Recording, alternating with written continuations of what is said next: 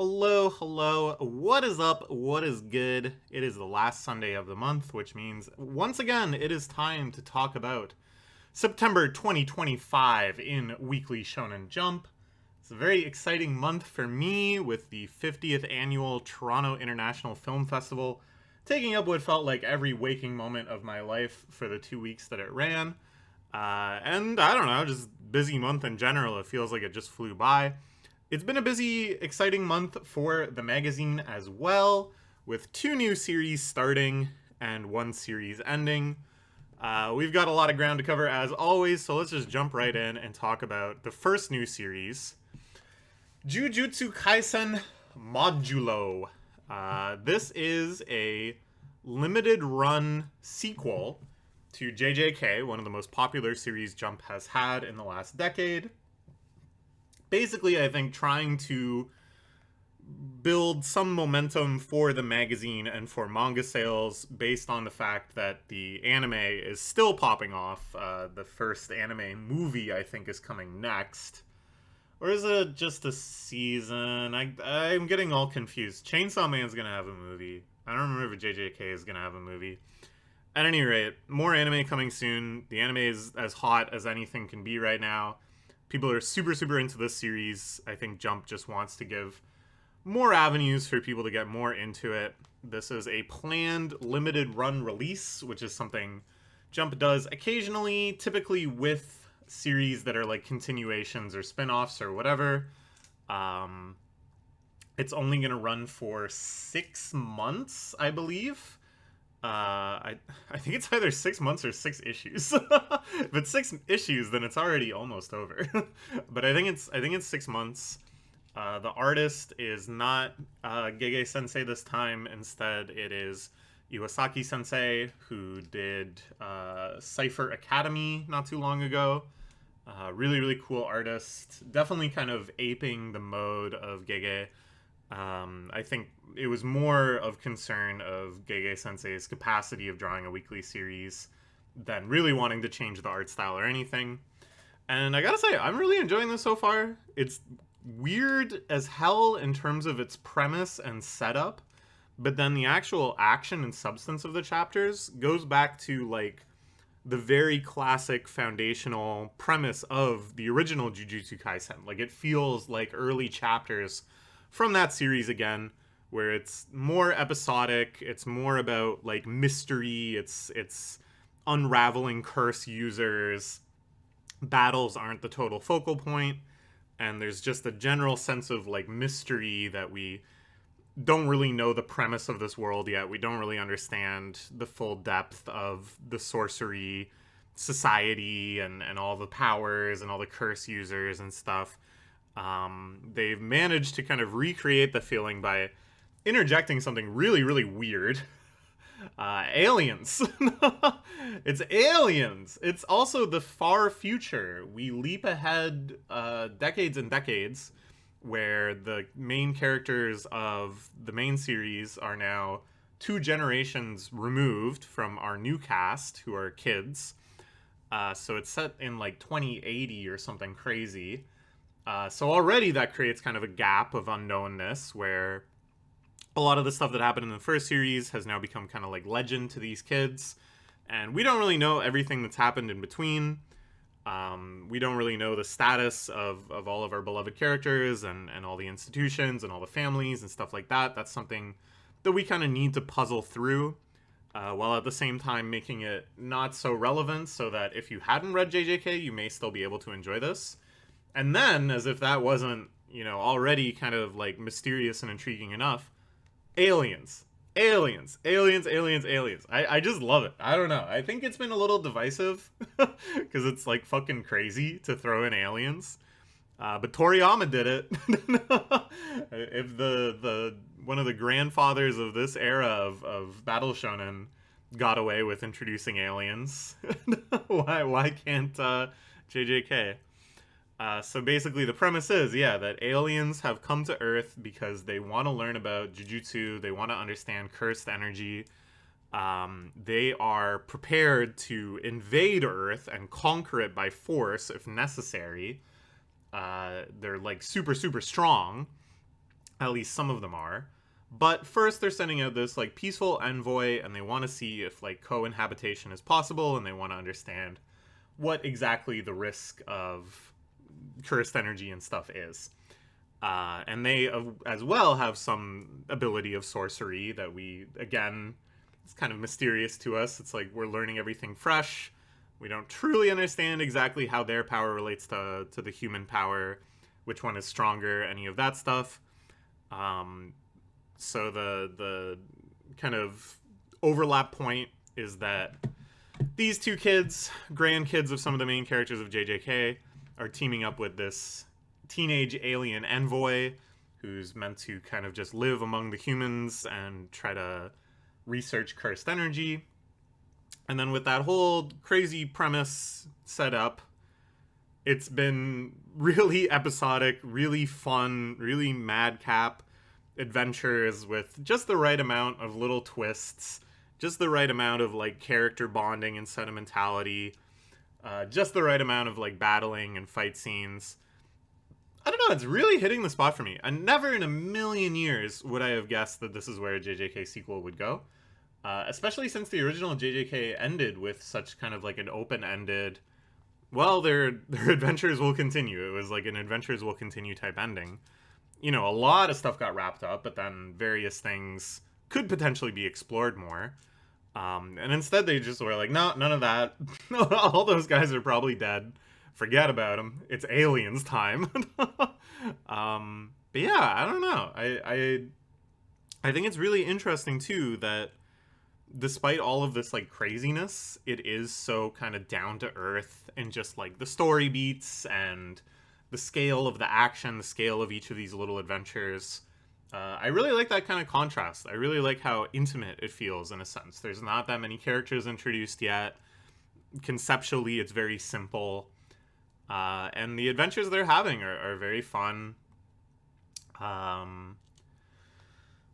The adventure to find the tiger alongside this Jujutsu user that's the shark man guy.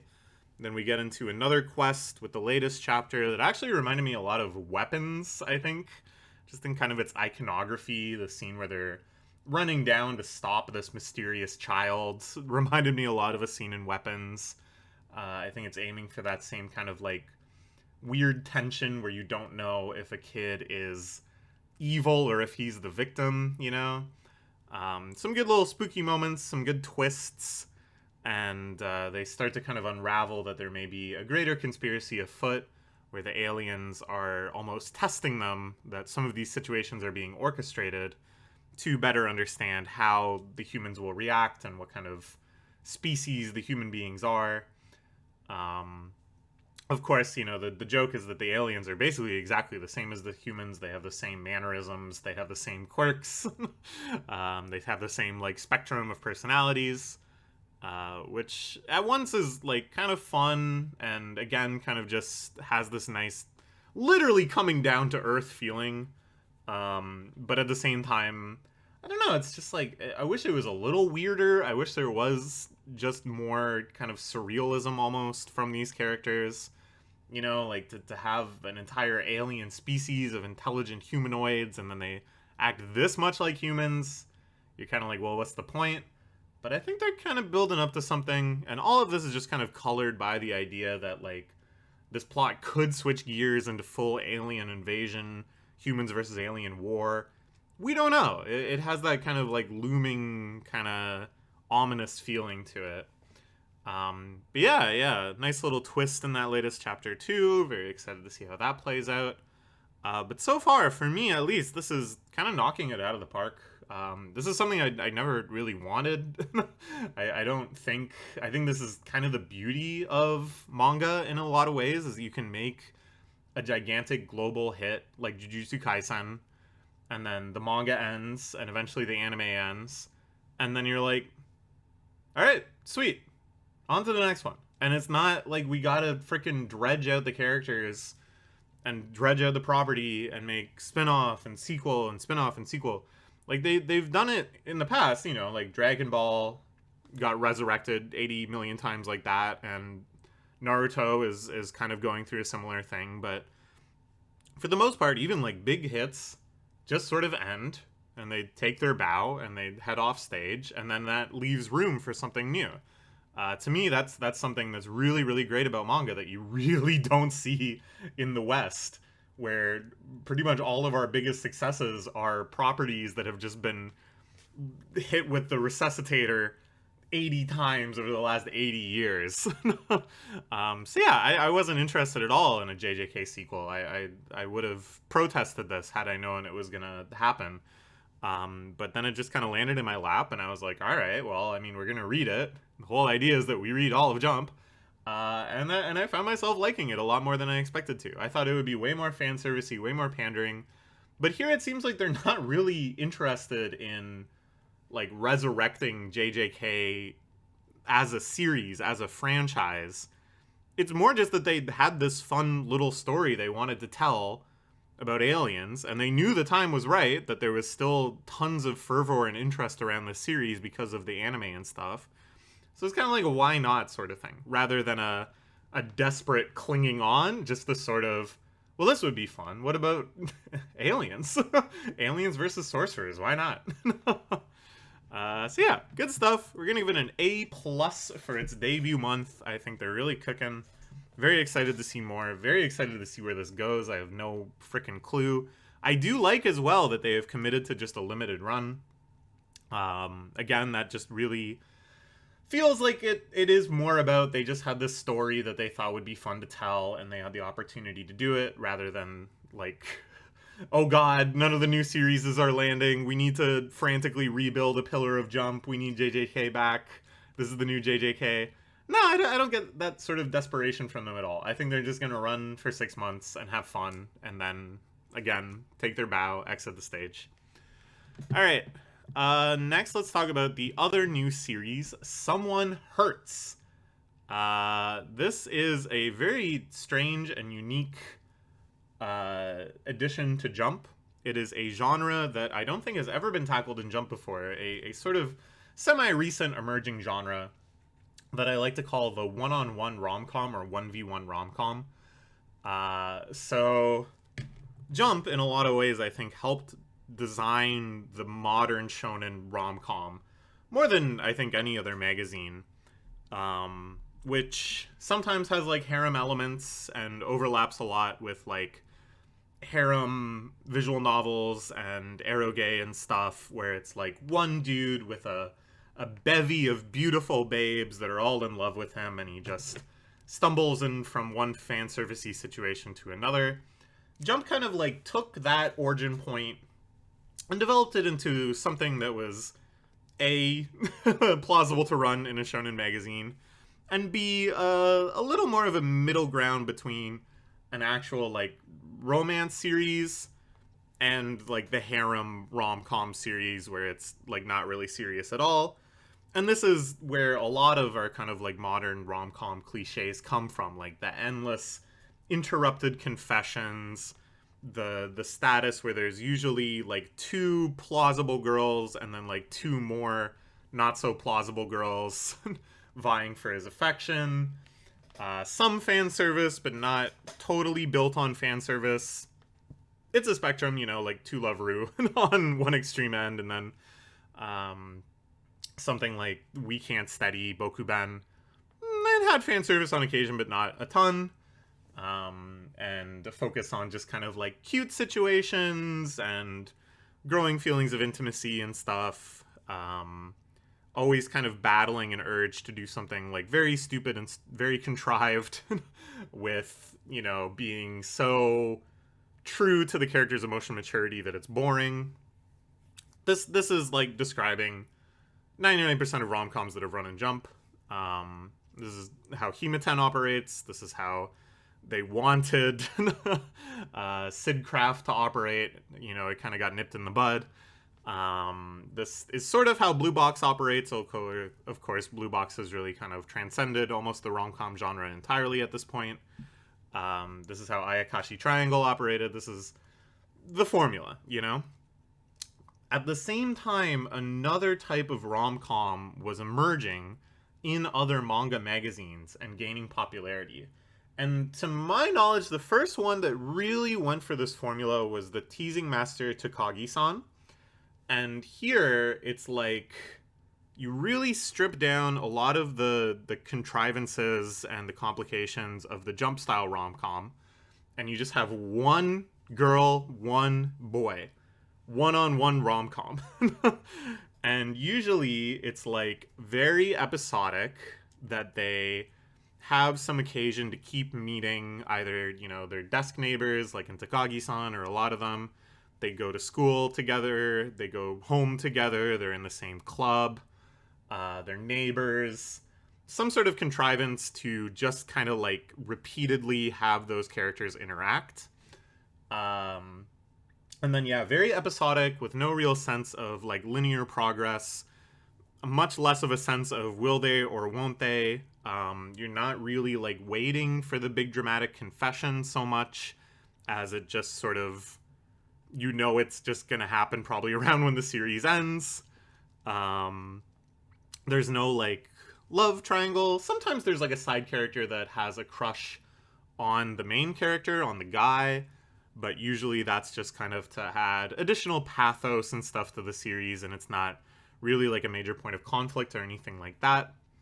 You know, going along with Takagi-san, Ayumu-san, when will Ayumu-san make his move, or whatever that series is called, with the Shogi Senpai, another 1v1 rom-com. The girl I like forgot her glasses. Let me think.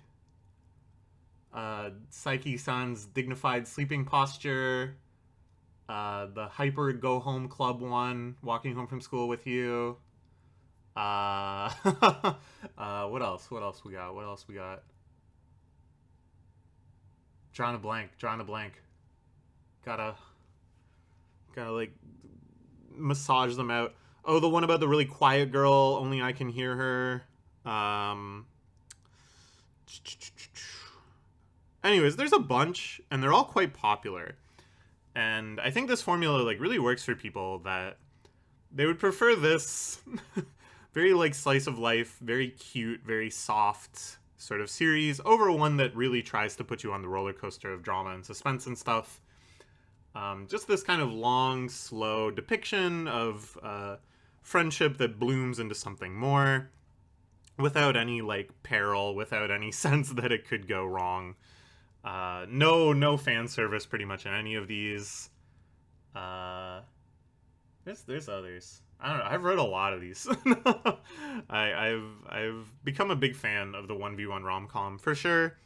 And now, in kind of a full circle moment, Jump seems to be running a 1v1 rom-com. This is about a super high achieving class president type guy who has a weakness for comedy radio. He is always trying to get his submissions read. This is like a Japanese comedy radio institution that every episode they give a prompt, everybody mails in responses to their prompt, and then on the next week they read all of the best responses. He finds out that this strange, aloof, quirky girl in his class is actually also a serial submitter, but unlike him, who always strikes out and never gets read, she gets read all the time. She's actually like one of the most powerful submitters. And he feels like this is his one weakness. He really wishes he was funnier. He really wishes he could come up with such things, so he feels a lot of, you know, gravitation towards her. She, in turn, seems to enjoy this attention, seems to kind of allude to the idea of, like, well, I would never date anyone less funny than me. And she's interested in him, you know? This is just the very classic setup for a 1v1 rom-com. Basically, no other characters have been introduced 3 chapters in. They just kind of keep having these episodes of, this is this week's submission, what are we going to do about it? And it's fine. I don't know. Like, the art style is cute. The premise is good. I think it's interesting that it's focused entirely on the prompt submission thing, which if you read Shoha Shoten, which is about manzai comedy in general, that's like a jumping off point, that the one guy is like a genius of prompt submissions and gets read on the radio all the time, and then he teams up as a Manzai duo because he's such a great Tsukomi. And they aren't like interested in doing that. They aren't really interested in taking this to the Manzai stage at all. It seems like it's going to be focused entirely on radio submissions. The thing, though, is that it's not really that focused on the actual art of comedy either. There's no real discussion of like what makes something funny, or like how do you come up with material, or what type of jokes typically get read. It's almost like a black box. The only kind of like tactic or strategy that emerges is, oh, you just got to submit like 300 and see if any of them get read, which is like odd. It's not like that kind of inspiring a message. With the latest chapter, it's like the prompt is, what would a state-run karaoke place be like? And this mysterious aloof girl has never been to karaoke, so they're like, okay, let's go to karaoke. Actually, I gotta go to the bathroom really badly. I just got an gurgly feeling. I'll be back. We're pausing. Okay, we're back. What was I saying? Oh yeah, so the whole chapter, they go to karaoke and they're just doing like karaoke jokes and stuff. There's a cute scene where it's really busy when they leave, so she has to grab onto his jacket so she doesn't get lost. I really liked how they depicted the busy street scene. Nice chapter, but then at the end, the big punchline is that she makes a submission where she didn't use anything that she learned at karaoke. Which is a good little joke. But I think what this is revealing to me is like, you know, the famous McLuhan quote, the medium is the message. This is making me realize that with manga, like the magazine is the message. If I was just reading this like anywhere, I would find it totally fine, and it has like a treatment of its subject matter, e.g. radio comedy, that's about as deep as the subject matter in a whole bunch of other rom-coms. Like a good one running right now, another 1v1 rom-com, is Spacewalking with You, about these kids in a rocketry club in high school. It's very cute, very nice. It's about rocketry, but it just gives you like a very surface level discussion of it or anything. It's not really about rocketry, it's about the romance. And here it's like the same deal. It's the same level of depth, but that in Jump feels weird, because in Jump this is like a competition, so shouldn't it be a competition series? If you look at something like Shoha Shoten, which is about Manzai comedy, we were talking about it just a second ago, that's like really about Manzai comedy. It teaches you all the ins and outs of what makes a good comedic performance, how tsukomiing works, how do you play off things, how do you build a routine, how do you judge the audience and play to that, how do these different competitions work, how do you succeed in them. And that's a Jump Plus series, I think, so it's not one-to-one, but like in this magazine, you know, it's back to back with chapters about like running, where they're really about running, about baseball, where they're really about baseball. Just this kind of like disinterest in its own subject matter feels very foreign within the pages of Jump. Moreover, like the 1v1 rom-com format, because it lacks that kind of like roller coaster energy of normal rom-coms, where it's just so obvious right from the jump that these guys are gonna end up together. Or maybe it gets canceled before then. We'll see. But there's not gonna be any like peril to that. There's not gonna be conflicting love triangles. There's not gonna be like dramatic misunderstandings and despair and whatever. It's like promising you right from the jump that it's gonna stay at this kind of like sweet, comfy vibe the entire time, which again just feels really out of place in Jump. But I'm not going to knock it for that. You know, we're looking at all these series in like a vacuum, basically. It's interesting to talk about whether or not I think things will succeed in Jump. But when it comes to my ratings and my respect for them and stuff, I'm just treating it like manga, you know? And as manga, I'm enjoying this. You know, as I said, I've read a lot of these 1v1 rom-coms. This would rank somewhere in the lower middle of the pack, but it is a genre I really enjoy, so it's a high bar. I think, the setting of it is fun, and the art style is very cute.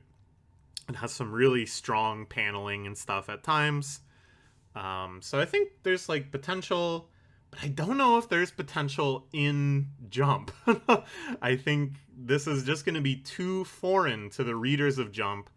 They're not going to really be able to latch onto it in the same way. There's not going to be fan service. There's not going to be, tantalizing progress. It's not going to be that kind of thing. It's not going to be really a competition series either. And at the end of the day, it's just not that funny either. Like, the nature of these prompt reply type things is that they're never gonna be like you're laughing out loud, it's just kind of like a good-hearted chuckle and, oh, that's clever, and then on to the next one because they read like 20 of them every episode. It's almost like exhausting if they were all like crazy funny. But yeah, in this chapter, it's like it's not that funny. In the series itself, the ones that they're depicting are just not that funny. And it's weird because the whole idea is like, wow, she's like the funniest girl on earth, and she's winning this like competition that's so difficult and so competitive or whatever. I don't know. So I think it's like succeeding to me because it's aiming for like a genre I enjoy, and I'm gonna read it like I read those other 1v1 rom-coms and go, oh, that's how cute, how cute. But I don't know if it really is gonna have the juice to survive in the magazine. We'll give it a B+. I am enjoying it. That's the grade I would give a lot of other 1v1 rom-coms, probably. Like I said, it's a genre that I think has a few very high standouts and then a very high ceiling.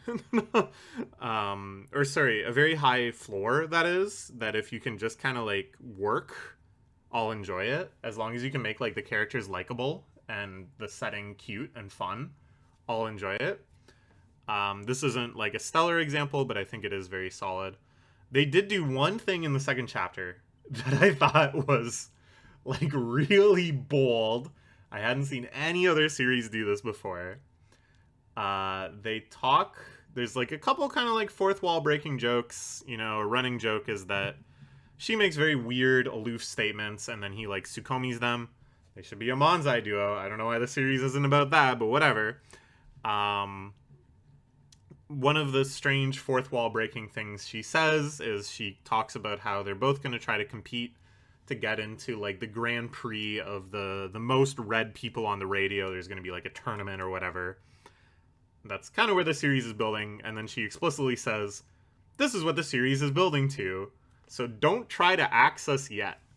That's literally the line. Don't try to axe us yet. I've never seen Jump series communicate to the editorial staff that way before. It's at once like kind of bold and kind of exciting, and certainly surprising, certainly creative, but it does like it's like unironically desperate. Like it's that there's no actual joke there. That is just their sincere wish. The characters and the author writing that dialogue, don't axe us yet. And it's just kind of like, have some more confidence, my friend. Don't you want to make that obvious? Don't you want to not have to do this? I don't know. It's fine. It's fine. Okay, let's move on to Otter of the Flame. This is in the midst of a fairly substantial arc that I've been enjoying. The quest to retrieve the Wind Spirit. At first, the enemy attacks them on this boat. He's invisible. There's some kind of fun challenges and stuff with that. They're about to fight, but then the main battle is delayed. Okay, let's square off again at the site of the Wind Spirit. Pretty traditional, classic arc building type stuff. You give a little tease of the enemy so that we can anticipate them and we know how hard the battle is going to be, and then you have the more climactic showdown later. Given that, I think this arc is a little unambitious because it literally is just that, and then they reach the tomb. There's kind of like a little montage of their travels, but nothing more happens. Usually there's like at least one more kind of challenge in between that usually kind of sets up now what the hero is capable of, and maybe some strategy that emerges again in the final showdown. Again, it's like a lot of stuff I like about this series. I think overall it's quite impressive, but just the story structuring, I think could use another pass. Like what was really the point of fighting the guy on the boat and then you just kind of fight him again like right after, you know? Anyways, so they go to the tomb. They fight against this sadistic ice demon guy who's got this really grotesque armor on. Pretty cool, really cool design. Again, this series has a very unique art style, very unique sensibility around like paneling and page composition and stuff, which I really enjoy. So that was coming through strongly. They start battling. Basically, very cliche battle structure where it's like Oter needs to charge his flames up to unleash his massive ultimate attack. So we gotta like run D on him. And that's fine. Nothing too interesting, nothing too crazy. The choreography already kind of seems a little routine, where I think with a series like this, where you come out of the gate with something that's like very fresh and very bold, it's tough to keep that up. It's tough to keep up a feeling of like, wow, I've never seen this before, because once you've played a card from your hand, people have seen it before. So I don't know. It's nothing that blew me away. Wind joke, I guess. But like solid. And then in the latest chapter, he's teaming up with the sailor guy that brought them in. He's showing a lot of courage and conviction, so he gets a little character arc, which is nice. They're trying to create this kind of combo power of using the wind to stoke the flames of Oter, which I thought was clever. And then this awakens the wind spirit, and she has gigantic boobs. Like, let me tell you, I'm not fooling around. I've seen my fair share, and these are truly massive. And I was like, wow, you can tell this series is on the bottom third of the table of contents, because they're just like throwing shit at the wall a little bit. It's interesting. It's like most of the series doesn't feel desperate yet. It feels like it still kind of has an ambitious scope and plans, and they're not hastening to wrap things up for the most part. But it does kind of feel like they're being told, hey, can you get a little more popular, and then we'll let you run for like a while yet.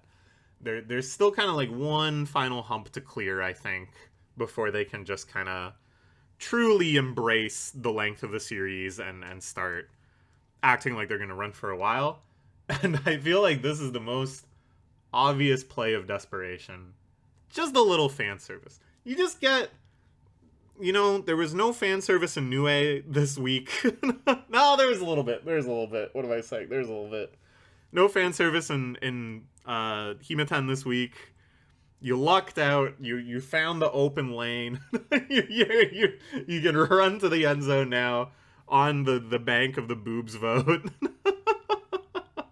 But yeah, so the wind spirit reawakens. She uses the power of her massive boobs to kind of like fuse, not really fuse, but empower the fire spirit for like a team up type attack, which I think is showing the ultimate goal of how they want this series to work, is that Oter goes around collecting different spirits, kind of like Pokemon. And then in battle, he uses like creative combinations of them to solve problems, having these fights that are a little kind of puzzly, or at least elemental rock, paper, scissors-y, and coming up with like creative ways, this idea of like stoking the flames, burning the peat bog that they're fighting on. And I'm like, okay, that's good. I see the potential there, and that's a way to kind of just continually come up with new, exciting things to show. Oh, this is an unprecedented combination. How will the attack look? That's a way to really kind of just generate excitement with each fight. So I'm like, okay, like, that's a good goal. That's like a good state you want to get your kind of fight scenes to. You've already got a big plan of all the heroes, all the villains, and their long battle against the Ice Army and stuff. All the pieces are in place. I think they just kind of got to get out of their own way and just do things by the book. You've already got enough creativity with the art style and the setting and the whole kind of like Norse vibe to it. Talking about heroes and Valhalla and stuff. That's enough. That's enough creativity. You need to just now paint that creativity over a structure that works and stop kind of fooling around. Stop putting the cart before the horse. And I think they can do it. I think it's kind of like an editorial task right now. I think that what it needs is a veteran editor that can be like, okay, well, now what needs to happen is X, Y, Z. And now what needs to happen is they beat this dude. They're going to get the wind spirit. On to the next one.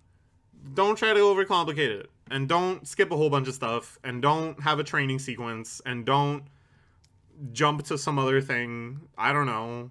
Whatever. Rein in your impulses. I'll just go on to the next one. Let's have another arc like this. Let's go get another spirit. It's doable. It's doable. Anyways, we'll give it an A- for the month. I think it's pretty solid. I think it certainly feels like they are aware that they're in always the lowest chunk of the TOC, that they're aware that they need to really kind of grab onto something and get some momentum going. And I think, less is more in this sort of case. Sure, do some fan service, whatever. Gotta pay the bills. But, let's keep this focused. Let's keep this moving. Let's play to our strengths. Okay. Next, let's talk about Akane-banashi, which I was just talking about. Let's keep it focused. Let's play to our strengths. This is the message of this month's run of chapters as well. It's been a really, really interesting time in the series. This whole battle against Hikari and Karashi. In some sense, this is like the most traditional mode of the series. These sort of like Rakugo competitions. This is the bread and butter. But the situation with Akane in particular is so strange and so outside of everything else we've seen in the series up until now that it has an aura unlike, I think, any of these other competition arcs, any of these arcs, period. We start off with the finale of Karashi's performance. He's graded. He surpasses Hikaru. Shomei acknowledges him. His newfound classic, his modern classic, goes over huge. Big triumphant moment. Very, very nice. And then it's Akane's turn. So we have been so wrapped up in suspense, in confusion, wanting to know how is it that Akane is going to win without making the audience laugh. First, she tries to just overwhelm them with this thrill ride of Rakugo, where they're so impressed that they're too stunned to laugh. And this goes, okay. Obviously that is not the correct answer. And I was happy because I thought that would be kind of an underwhelming answer, and certainly not something that it would make sense for Arakawa to be trying to instill to her. So we then see her show up for finals day, and she's like a wreck. It doesn't seem like she's slept. It's unclear what the hell she's been doing since then. And she's like, I figured it out.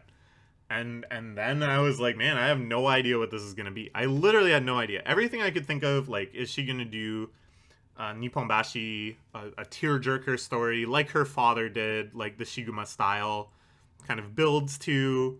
Is she finally going to kind of, like, master that part of her art and tell such a tearjerker story? That didn't quite feel right to me because it's like she's already taken some steps in that direction. There was already an arc where she tries to like kind of replicate her father's style with mixed results. Moreover, I think the whole idea is that Akane is building up a Rakugo of her own that may not be a tear-jerking style, that may not be the same as her father's. In fact, I think the whole point is that it's not the same as her father's, and it's not the same as Shiguma's either. That she's going to come to Shiguma's art in like a new way through her own style. So I was like, that doesn't seem right. And I thought Is it going to be just some like really intense depraved story? Some new genre of like scary Rakugo or like crazy Rakugo or something? Doesn't seem right either. You know, the series has been really good so far, I think, of showing a wide range of Rakugo styles and showing people that are like mavericks and unorthodox, but never stepping too far outside of like what really is good Rakugo, you know? So I don't think they would ever do something that's so crazy that it doesn't actually exist in the world of Rakugo. And I think if they were gonna do that and make it be like a triumphant success, like Akane's unlocked something new that is so stunning the audience can't laugh, it's so scary or so intense or whatever, that would just kind of feel like cheating. That would feel like, yeah, she just came up with like a whole new genre of Rakugo. Wow. But like, there's a reason that the genres of Rakugo that exist are the genres that there are. Like, there's the series isn't gonna be like we're breaking new ground and Akane's doing shit that nobody in real life has ever done before. I think that would be disrespectful to the idea of Rakugo in a way that this series has never ever come close to being.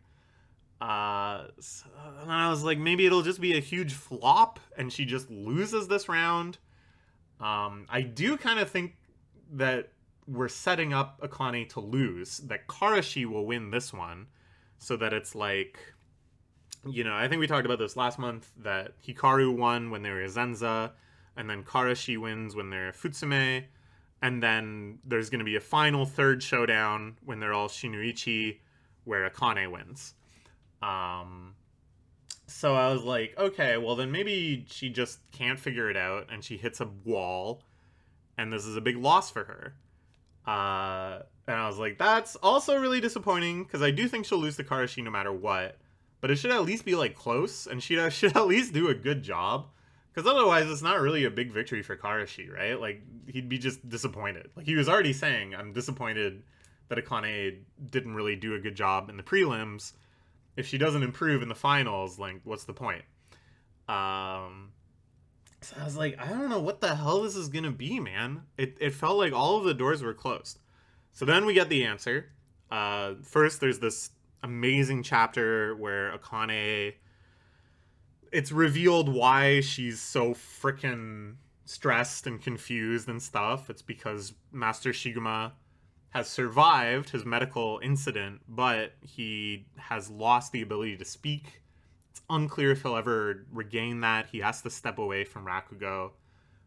So she's really pushed to the brink, and she decides to abandon herself and just become Rakugo. And this is the answer. And it's like a little trick that Arakawa said it deceptively and fucked with her head and fucked with the heads of the readers. And you're like, is that good teaching? But, you know, I guess he wanted her to arrive at this answer the hard way, which is that what he was saying was not the audience can't laugh, but you, Akane, cannot make them laugh. The story has to make them laugh. The Rakugo has to make them laugh.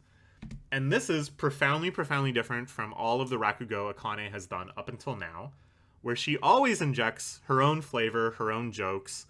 The peaks of her Rakugo, in terms of like what performances I think we're supposed to take away as her greatest triumphs, her greatest evolutions and stuff, were ones where she was doing like the Rakugo verse and crossing over stories, or just like riffing on one joke for a while, building up these like tsunamis of laughs.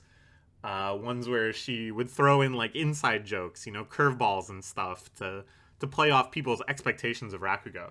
And basically what Arakawa was saying was like, don't do any of that. You have to get through to the audience just through the story itself. And at first I was a little disappointed, because I'm like, well, that's just like a trick. And it felt like, you know, I couldn't come up with what the hell she should do. But that was exciting to me, because I was like, damn, there's something outside of all of the things I have thought of that's just gonna like blow me away. It's gonna knock my socks off. The solution that she thinks of that I wasn't even close to imagining. But no, it's like a trick.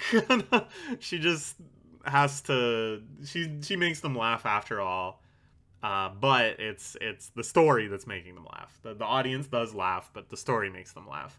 It's like, okay. But then, the more it depicted this, first off, brilliant depiction of her performance. As I've always said, the strongest scenes in this series are the Rakugo performances, which is just fantastic, which is like how you want it to be in these types of artistic competition series. So just really cool depictions of the way Akane is seating the crowd, and then she kind of attains the ability to see herself as the crowd is seeing her. It stops being like an egoistic Rakugo, and instead she is just almost a member of her own audience, assessing herself, and thus she's able to just kind of like perfectly depict what she wants to depict to the audience. I love too that it's just this kind of like subtle, slow burn performance that the audience just becomes warmer and warmer to, that they're laughing harder and harder as the story itself ramps up. Not her performance necessarily, but just the natural flow of the story. And the way that like the kind of sketchy Edo woodblock Kyoso Giga style depiction of the story starts to like blend into reality panel by panel, and oh my god, so many amazing pages. Just the emergence into that Edo world in a totally different way than other times that Akane has kind of like brought us into the story. This one feels very different in how it's depicted. And then there's a really intriguing scene where Iken, one of the other masters of the Arakawa school, is watching and is like, ooh, she's figured this out. He recognizes that this is kind of the performance of a pro, and then is like, is she going to be able to go beyond vanishing? And I think what we're meant to take away from here is that, like, Hikaru and Karashi are hitting, like, the peaks of egoistic Rakugo, where their whole character and their whole persona and their whole style and innovation has built up a really substantial, really cool story that's blowing everybody away. But that Akane has, like, rebuilt her foundation, and she's stripped herself down to nothing. And now she is just, like, pure story. And that is actually the foundation upon which the true greats, the true Okanban, build their style of Rakugo. Isn't on their personality, but it's on Rakugo itself, if that makes sense. So I think what's going to happen is that Akane is like mastering this style, and it's just like a purely technically perfect performance, and that Shomei is gonna completely approve of that and give Akane the highest marks and agree to teach her a story, but that she's not going to be able to take that next step and rebuild her own personality back into the story, rebuild her own style on top of this new foundation.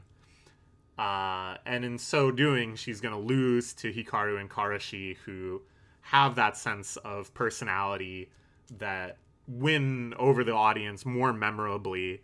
And there'll probably be a discussion of like the type of audience it is. This is a bunch of yokels that have come out because this famous voice actor is doing Rakugo.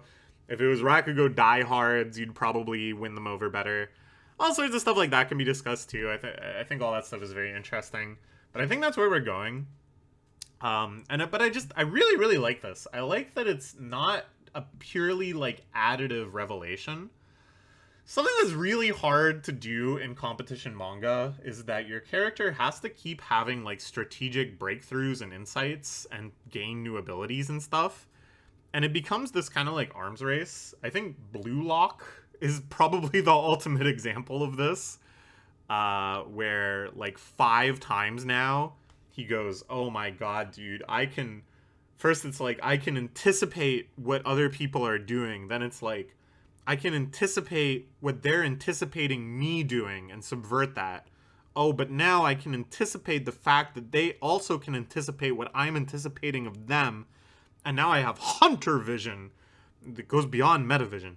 and it just keeps like leveling up and leveling up, and it like becomes I'm starting to find it like very repetitive and tedious because it's never really anything like different. It's just sort of like additive, and it's, you know, they keep using this like puzzle analogy in Blue Lock, and it's just more and more and more pieces, such that it doesn't really feel that exciting when a new piece gets added. Whereas here, it's like, bruh, she just started like a new puzzle. She just like she grabbed a new box off the shelf. And I think that's just really exciting, and I think the way it's depicted is so different than all of the other Rakugo performances. It really drives this home that she's like rebuilding herself from the ground up. Now it's like interesting too, because so far there was never any sense of a dimensional gap between Akane and her more senior performers, that is. Like, we've seen the best of the best. Like, we've seen Shiguma perform. We haven't seen other people at that tier perform, but we've seen Shiguma perform. And it feels like, yeah, it's a very, like, personal, very playing to his strengths, not just doing the story, making it so evocative, making it his own, blah, blah, blah. And there was never a sense that, like, oh, Akane's, like, not even on that road. Akane is coming at it from the wrong direction. Akane isn't climbing the mountain. She's hovering in a helicopter near the peak, thinking that she skipped some steps, but she's not. There was never, like, any hint of that. So I'm not saying, oh, retcon, but it's just kind of like, I don't know. I don't know if this is sort of like she's had a revelation that very, very few have, and then in fact there are people that are succeeding above and beyond her that have never gone through this step, and that Arakawa is kind of giving her this very special, humbling lesson because he wants her to go above and beyond all of those people and become like a true great like him. Or it's like, yeah, no, all the people better than Akane, all the Shuichi and stuff, have figured this out. It's like Nen. It's like, brah, you know what? We weren't allowed to tell you about Nen, but you don't have Nen. Now you got Nen. I don't know. It's really interesting. I'm very, very curious where this will go, not just in terms of this performance, not just in terms of the outcome of the contest, but just in terms of, like, what this means for how good Rakugo is discussed, what this means for, like, what we're supposed to think of, like, the most successful Rakugo performers and stuff. And I know this series won't shy away from that. It's not like I'm catching them slipping. There's going to be answers, so we're going to find out. Really good stuff. We'll give it an S- for the month. Now, let's talk about Ekiden Bros. Where are we in my notes here? Let me check my Discord messages quick.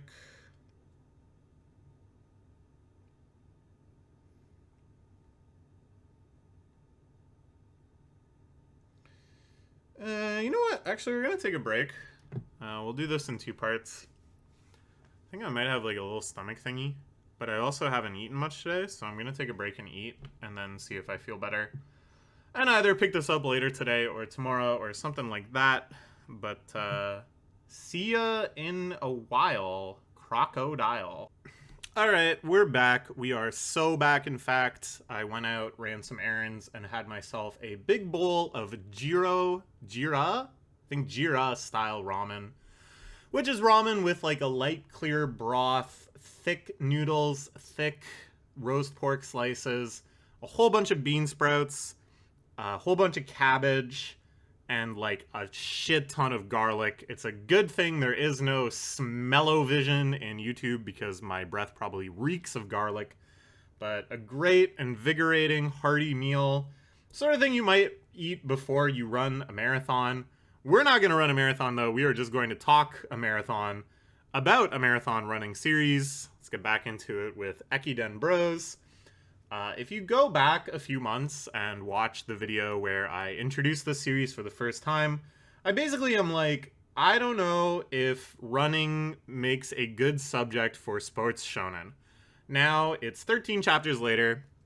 We're in the thick of it. We're in the middle of one of the titular Ekiden relay marathons. And I still wonder, is running really a good subject for a sports shonen? It's playing out basically exactly how I expected it, really the only way they can do it, where each leg we take a look at the two runners from our rival schools. We learn about their personalities, their running styles, what the stakes are for them, usually a little backstory. And then they run, and then one of them finishes the leg first. Now, because it is a relay, they could do some interesting stuff where it's like, oh man, we like totally dogged it on that leg. Now we're like way behind, and we got to pull off this like miraculous performance to catch up. But they really wanted to kind of be like a duel between the two runners that we care about. And so they're never going to make it like that much of a gap. They want to show that these guys are kind of evenly matched. And then it's like right down to the wire. So you know that every leg is going to end with them pretty close together. And, you know, it would be one thing if they were like tallying up points and whoever wins the most legs wins the whole event. But no, it's just whoever finishes the relay first wins the whole event. So it's kind of like only the last leg is really gonna matter. So just the whole structure and stakes of the thing is kind of weird. But, you know, that's okay. Because, like, I think in a lot of sports shonen, the stakes are a little bit muddled and you don't really feel super invested in, like, the grand scheme of the outcome of something. I think that's fine. What matters more is that you're caring about, like, the moment-to-moment action. And here, it's, like, fine. It's really just the same complaint I've had the whole time, where it's like, I just don't know if running has the depth necessary to convey a really interesting strategic battle that you come to expect in sports shonen. And they kind of go for it, like, they're trying to show how the characters' personalities and their expectations and their passion and, you know, the weight they're putting on the race is manifesting in their running style and in the kind of psychological battle of running. But it's still, like, one-dimensional. You can either just, like, speed up or slow down, and that's, like, it. And there's some depth you can plumb from that for sure. Like, oh, okay, do you run super fast at the start to kind of gain, like, a psychological impact and get a big lead? Or do you, like, save juice for later? Do you try to, like, go fast uphill, or do you conserve your strength uphill? But that's kind of, like, it. I kind of just, like, went through all of them. Maybe later there'll be, like, turns, or, like, downhill, or, like, weather. But, like, just compare that to badminton, or basketball, or ping pong, or baseball, or soccer, or football, or any of these other sports. There's, like, so much more going on. There's so many more dimensions, so many more ways to kind of, like, reflect character personality and strategy, have tactical battles where they're going, like, back and forth, trying to trump each other's next play, blah, blah, blah, blah, blah. You know, this the stuff that's kind of foundational to sports shonen. Here it's like, they can't really do that much. And, you know, even that, I think, would be forgiven. Like, not all sports shonen need to emphasize that. The other direction can go is, like, hype moments and aura. And they definitely are, like, aiming to have some of that. And there's some stuff I like where, you know, they're trying to represent the speed or the intensity or the stamina kind of more poetically, flowers blooming and stuff. But when it comes down to it, there's only kind of like two moments they can really emphasize and depict, which is either somebody passes somebody or, like, somebody can't pass somebody. You know? And that's kind of like it. Like, there's not really, again, all that much else going on. So I just kind of feel like the foundation of the series, the skeleton of the series, is kind of weak. And I feel like they're already kind of reusing tricks. They're already running out of, like, new things to show. But then, you know, all of this is just kind of scaffolding for, like, the character depictions, the character relationships, the backstories, trying to buy into the arc of the character in this race. You know, will they be able to live up to their potential? Will the new strategy of running faster at a different time pay off for them? Are they going to succeed and exceed expectations, or what? And that still works. Like, I think this series is good at that stuff, and the art style brings it through nicely, and then the character designs are fun and stuff. But, like, I don't know. Yeah, it's like the scaffolding itself is just pretty bare bones. So it's okay, and I don't know. They're throwing like a bunch of stuff at the wall here. Like, we find out that our main character, the main brothers, the dad is kind of like abusive. And it's like, that didn't really come through at all in the early chapters where, like, his dad is, or in the first chapter, especially where his dad is still, like, around. Seems like very strange, very sudden way to kind of inject some additional drama and some additional stakes into the series. But that's fine. And, like, some of the passing scenes are pretty hype, but again, it's like, that's kind of it. And then it's just, I don't know, it's like, it's not a ton to it, but not bad either. We'll give it a B for the month.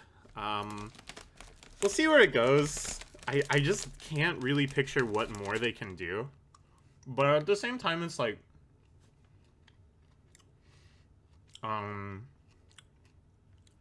they're hedging their bets really nicely. Where the very first race is the one that has the biggest personal, emotional stakes. Everybody's got like a backstoried rival here. So either this is the end, and then there's still like an emotional, cathartic climax of we beat our rivals and we've taken this big step forward. Or they manage to dodge the axe, it keeps going. And then they still have like the races that have higher stakes throughout the season to get to. So I think it's probably going to be the former. I don't think this has been doing especially well in the table of contents. So we'll see. But I think they can just have like a nice tight little package, another short run sports series.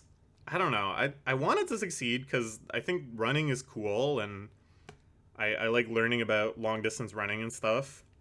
But I don't know. It's just, I don't think it's that great a fit for manga. I think if they wanted to make it a good fit for manga, it needs to be almost a different genre. Like, it needs to be more of like a intense psychological thing. It needs to be like The Climber or something, where it's all about just kind of the inner life, the inner game of running, and not kind of with the framing and the expectations of just competitive sports shonen. But whatever. Let's move on to another possibly going to end soon new sports series, Ping Pong Peril. I've hefted a lot of praise onto the series. I was really enjoying it, and this month as well, very solid. But it does really seem like they are preparing to wrap it up in a hurry.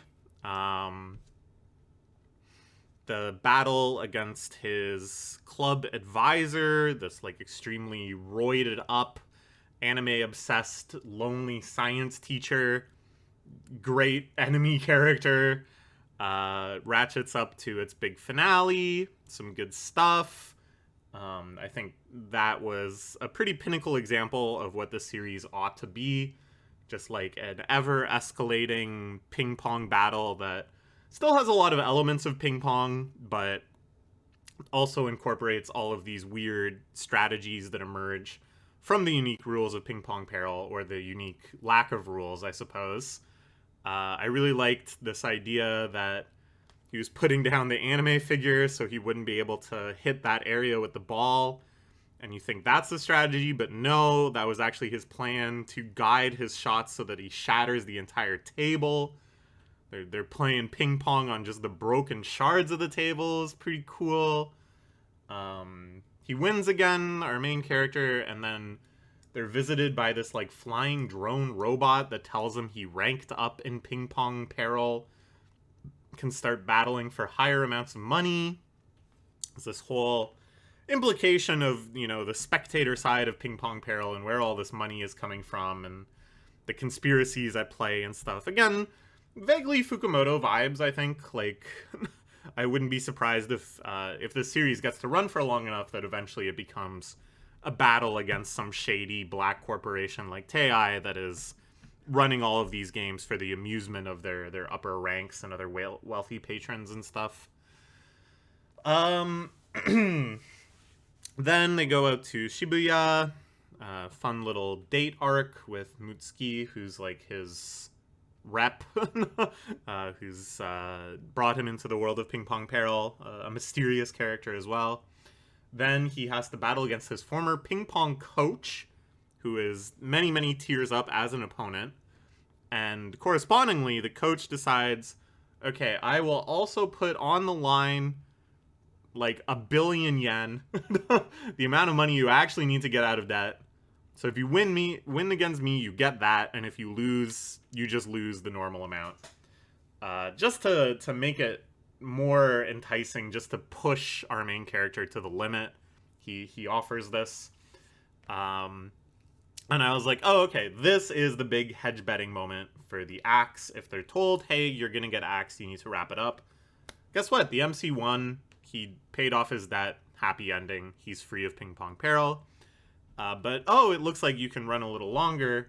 He loses, and he's set back a bit, and he's desperate again, and the battles continue. And, I think it's good if he loses eventually. The idea here isn't that he's the world's greatest ping pong player, but that he's desperate, and he's scrappy, and he's very talented, and he's putting this together. It should be kind of like a roller coaster of rises and falls in terms of his success. So the ping pong they play is using the Shibuya Scramble, the legendary busiest intersection in the world, as the table. They have to bounce off people's heads and go from corner to corner. And this is the first time they've set up the stakes of a match like this. And I'm just kind of like, that's a bit too far. It doesn't feel enough like ping pong anymore. It doesn't feel like they're really kind of getting into the flow of the depiction of the sport itself, but plus extra crazy tactics and stuff. Instead, it's just this whole other thing where the focus really is on the psychological battle between the MC and his former coach and all these expectations and stuff. And basically the former coach is way better at like navigating in crowds and just like swerving around people to return the shots and stuff, whereas our main character is bumping into everyone and can't get out of the way and stuff. And basically this is like a metaphor for who they are as people and who they are as players in general, that the coach kind of operated from the shadows and was always on the periphery of the limelight, and was actually trying to crush the MC out of jealousy because he recognized in the MC is like a talent that no one could ignore, that everyone is drawn to, that everyone has their focus on. And so now he's in this battle using that quality against him. But then right at the end, another flip, the main character gets a piggyback from someone and uses that to his advantage. I was like, all right, this is all kind of cool. Like, the story there is cool. But the ping pong action, which I was enjoying so much, feels like it really has fallen to the wayside in this battle, at least so far. So we'll see.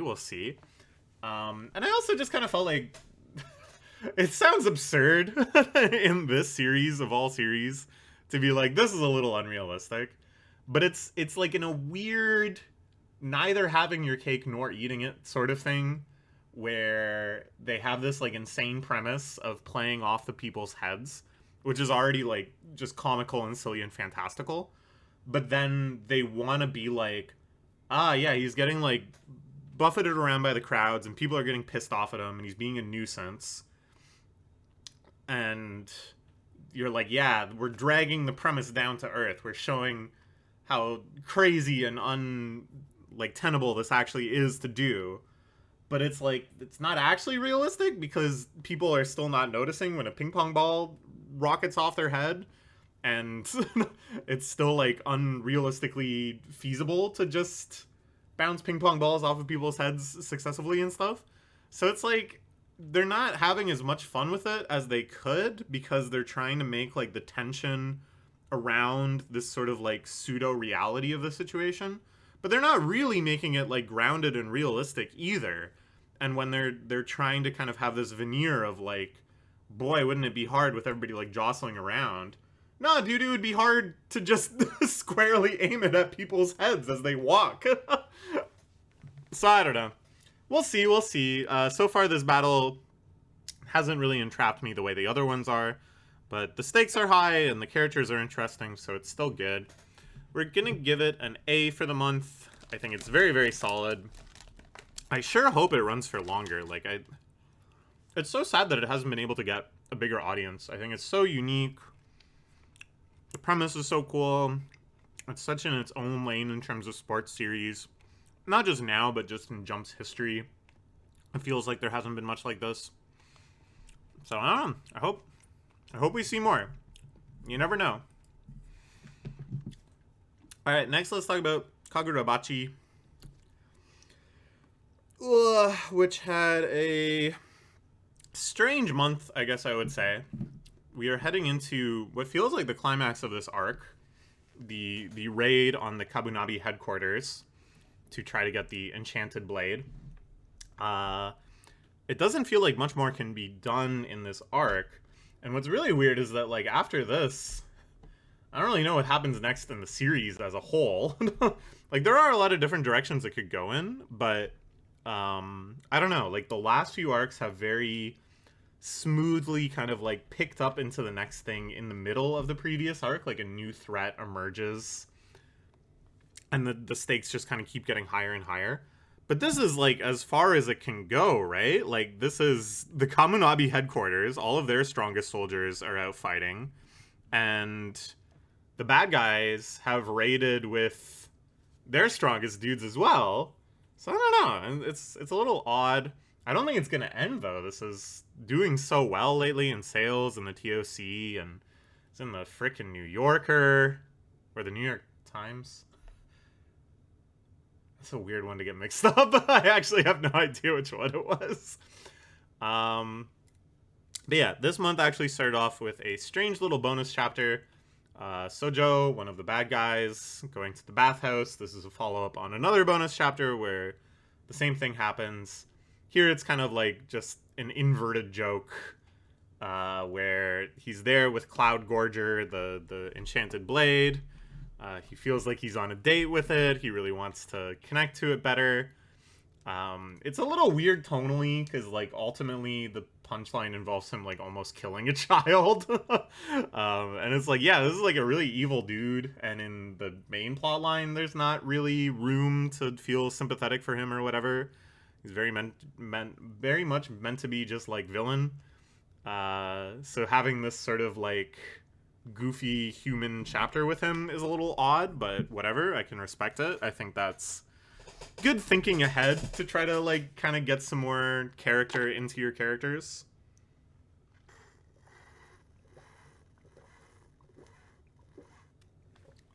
Slurping down some water. Oh, I ate so much garlic today. Anyways, that was the first chapter. Then we get back into the action itself. Big four-way battle with two of the main dudes on each side. Basically just showing up immediate aura farm moments. Then getting into the kind of the heart of the conspiracy here, the betrayal of the Kamunabi.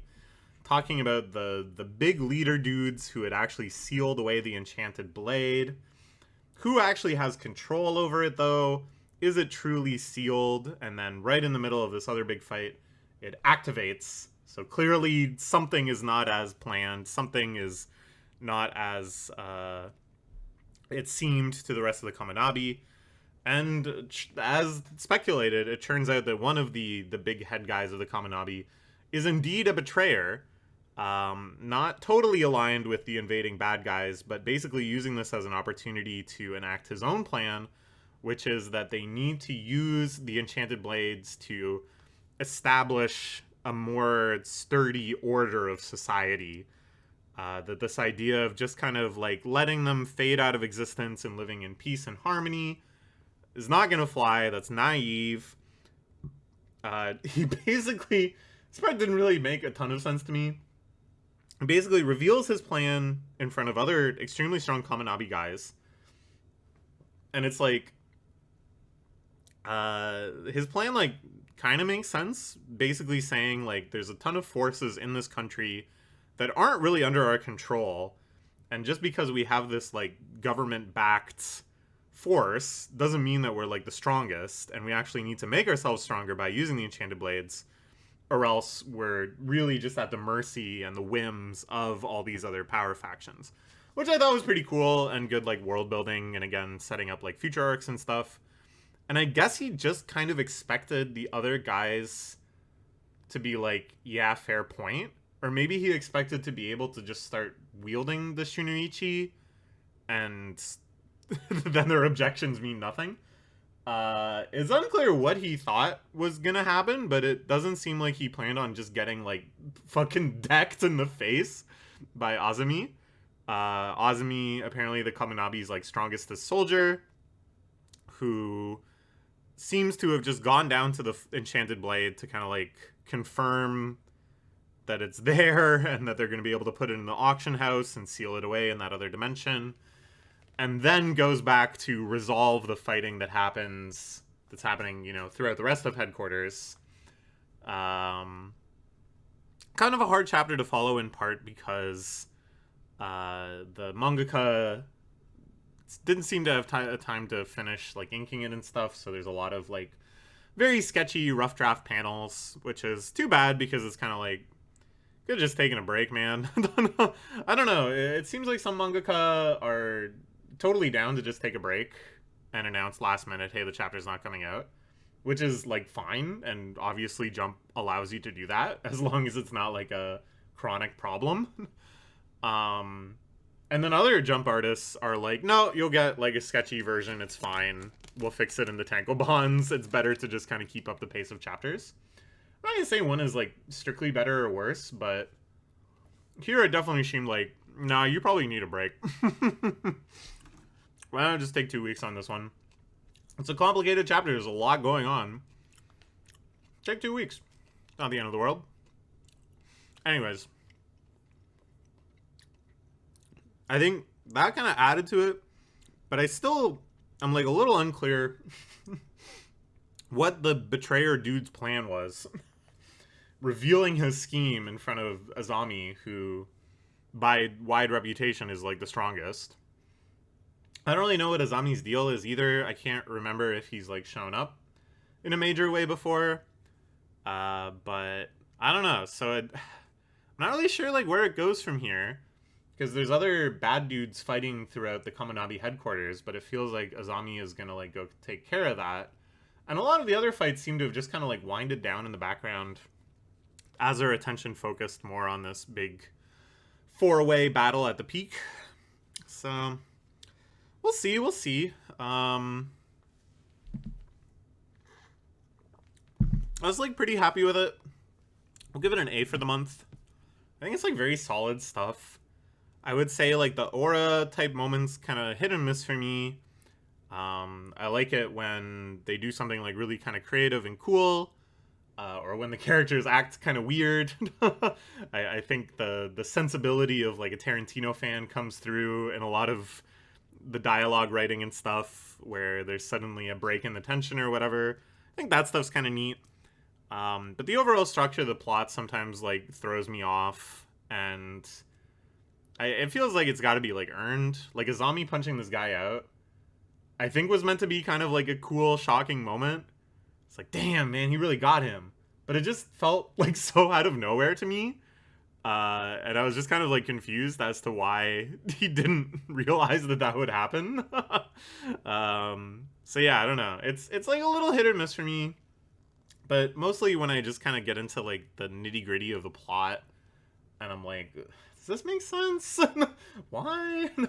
But on, like, another more visceral level, it's, like, pretty sweet still. It's pretty consistently awesome with cool fight scenes, cool character designs, all that good stuff.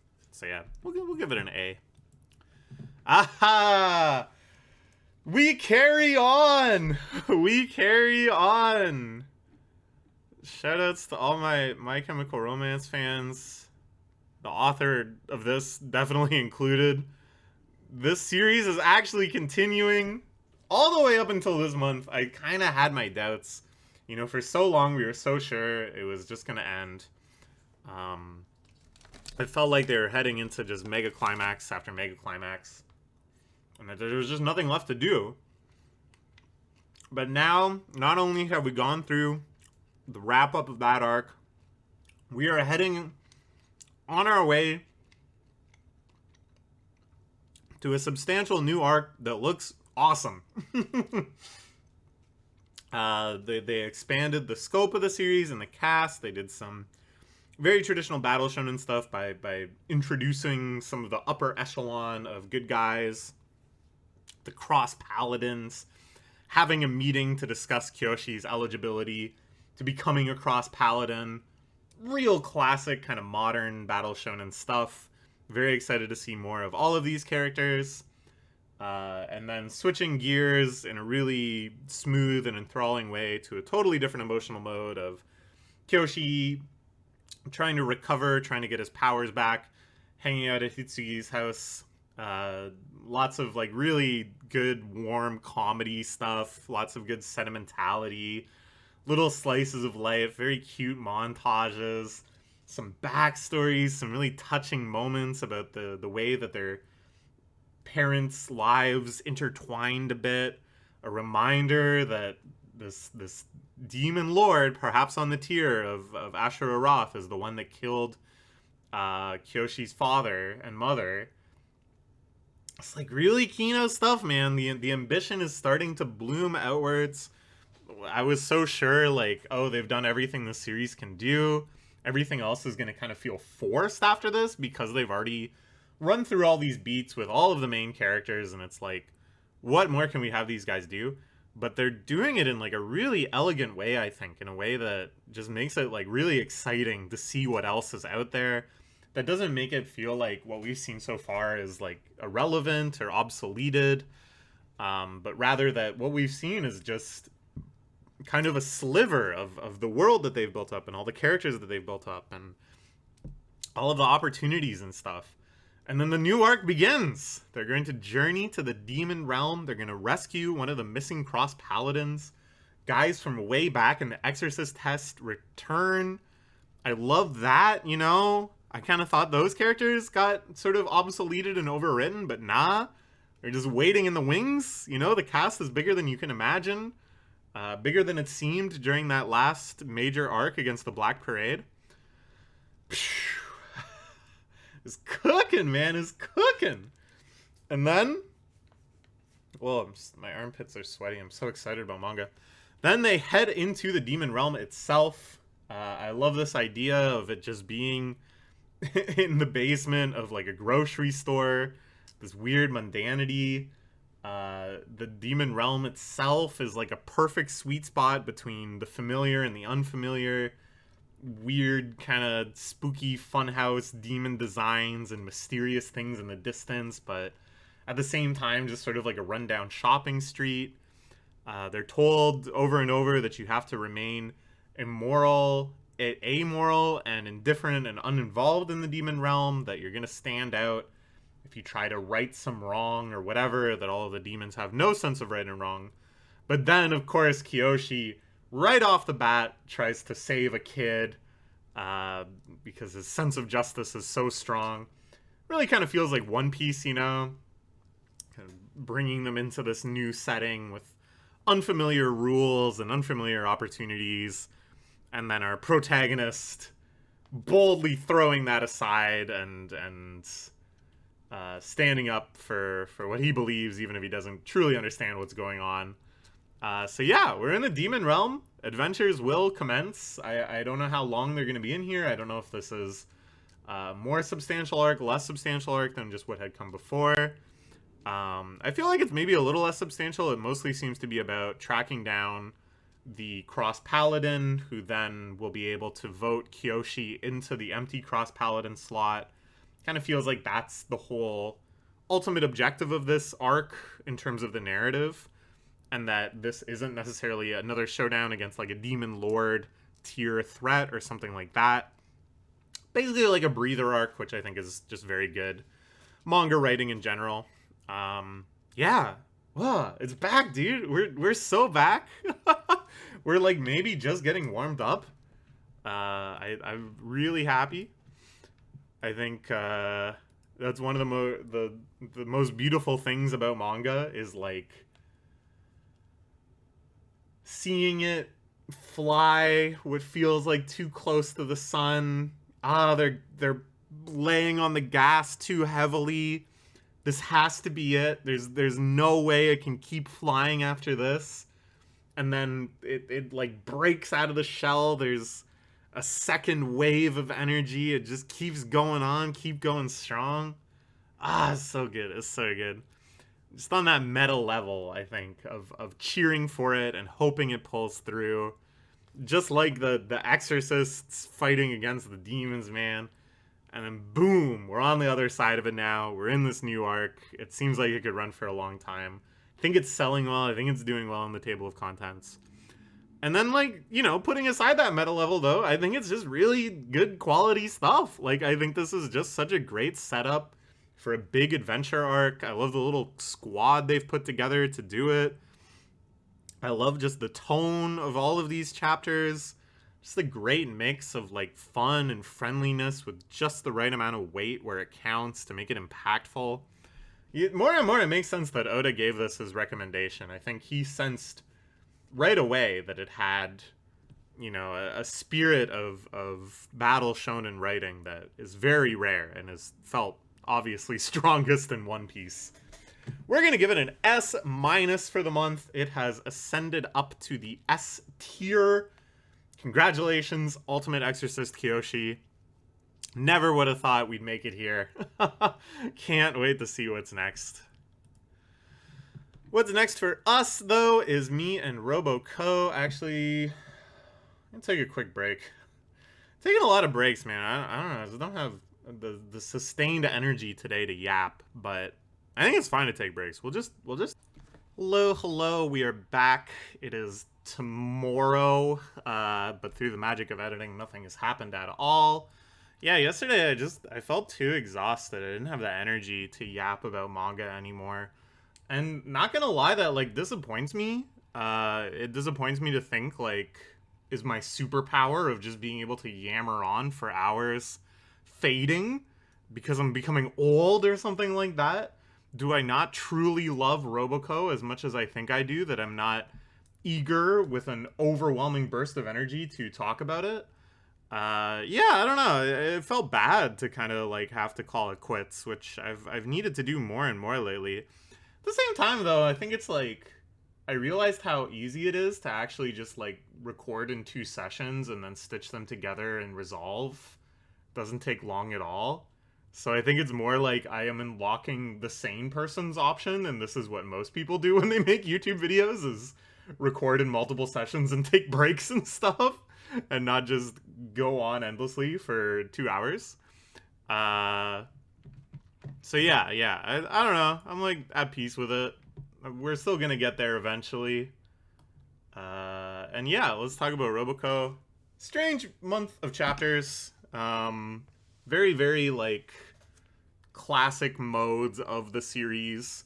Some of them, like, extremely simple and minimal. The first one, I just straight up didn't get the joke. It revolves around characters trying to make each other say, "I'll give you romance." And this, of course, leads to this whole kind of, like, love triangle between Bondo and Gorilla and the girl who likes Gorillagachi, whose name I forget. Sure. Very silly. I just straight up think I don't get the joke, whatever that happens. Very fun one where Roboco, this is actually kind of a continuing plot line that Roboco has her driver's license now. Takes Bondo out for a drive. They see a whole bunch of crazy stuff, but Bondo happens to be looking out the wrong window at all opportunities. Lots of little good gags here, good cameos and stuff of stuff she's seeing, both from within Roboco and then from other series as well. Sure. One where Roboco is trying to come up with a catchphrase and is ripping off a whole bunch of different Jump series and their iconic catchphrases. Very typical mode for the series to be in. It's fine. very, very minimal. The whole chapter is her just kind of like writing stuff down and riffing on it. Um, and it's like a lot of these references. I don't know. I'm like, do kids get these jokes anymore? Will kids get slam dunk jokes anymore? Like, I know it's, you know, an iconic Giga hit, but that ended before a lot of Roboco readers were born, let alone before they were reading manga. But yeah, fun. And then in the latest chapter, this was the one that drew my interest most this month, that I was most impressed by. It's like a Sket Dance chapter, honestly. And that's high praise for me because I love Sket Dance. Where they're trying to solve a little classroom mystery. There's kind of like multiple little hints of setup. Like it actually feels like a good mystery, but then it has a really nice sentimental heart to it.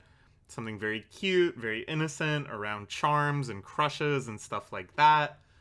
I liked seeing Motsuo kind of step into the protagonist role for this chapter. I think they've done this like occasionally, had little mysteries that Motsuo solves, but I think it's a really fun mode for the series. And then just kind of the X factor of Roboco being there and like making totally like wrong assumptions and like misunderstanding critical parts of the mystery and stuff cracked me up too. Really, really nice. I feel like this genre of just kind of like slice of life school antics with like comedy and mystery, but a lot of heart and down to earth. Like the closest thing we have obviously is Witch Watch, which is also Kenta Sensei.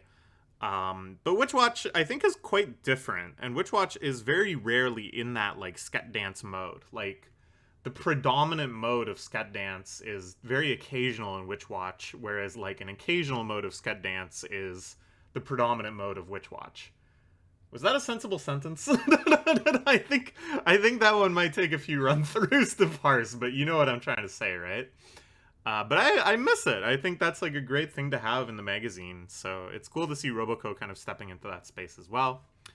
We're gonna give it an A for the month. Very, very solid stuff.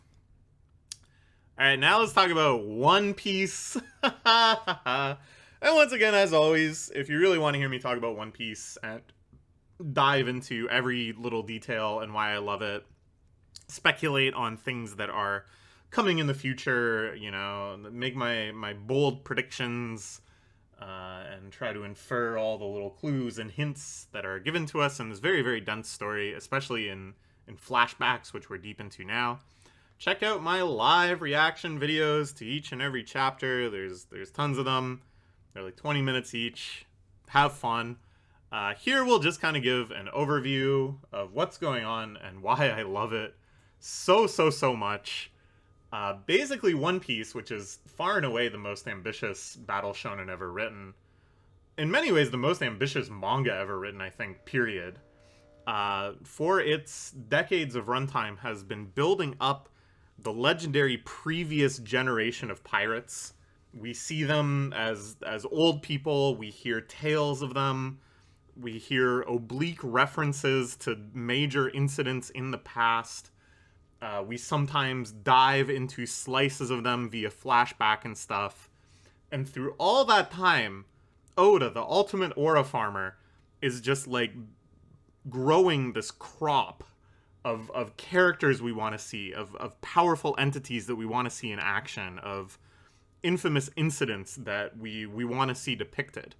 And here, he is harvesting. He is reaping what he has sown. We are fully in the mode of, like, every cool character you've heard of is all here. It's God Valley, the God Valley incident, which has been hinted at and referred to for, like, 500 chapters now. Actually, when does it first show up? I'm pretty sure it's the chapter where they're giving briefings on, like, the Rocks Pirates and stuff. I think the first time you hear about the Rocks Pirates, you hear about the God Valley incident. But that was quite a while ago. I don't know. We can look it up. Whatever. I'm not an infallible One Piece scholar. I'm doing my best. But it's a very storied incident that, again, just like planting crop after crop, Oda has throughout many years, many arcs with many characters said, that happened at God Valley. Ever since God Valley. Blah, blah, blah, blah, blah. He hasn't been seen since God Valley. All these sorts of, like, build up statements. And now, dude, we're at God Valley. We're actually seeing it. It's like the God Valley arc is happening, man. And all these characters are there. And it's like a total chaotic melee between, like, 5 different factions. And it's like, it's weird because it has the scale in terms of, like, the number of characters that are involved and how hyped we are for all of them.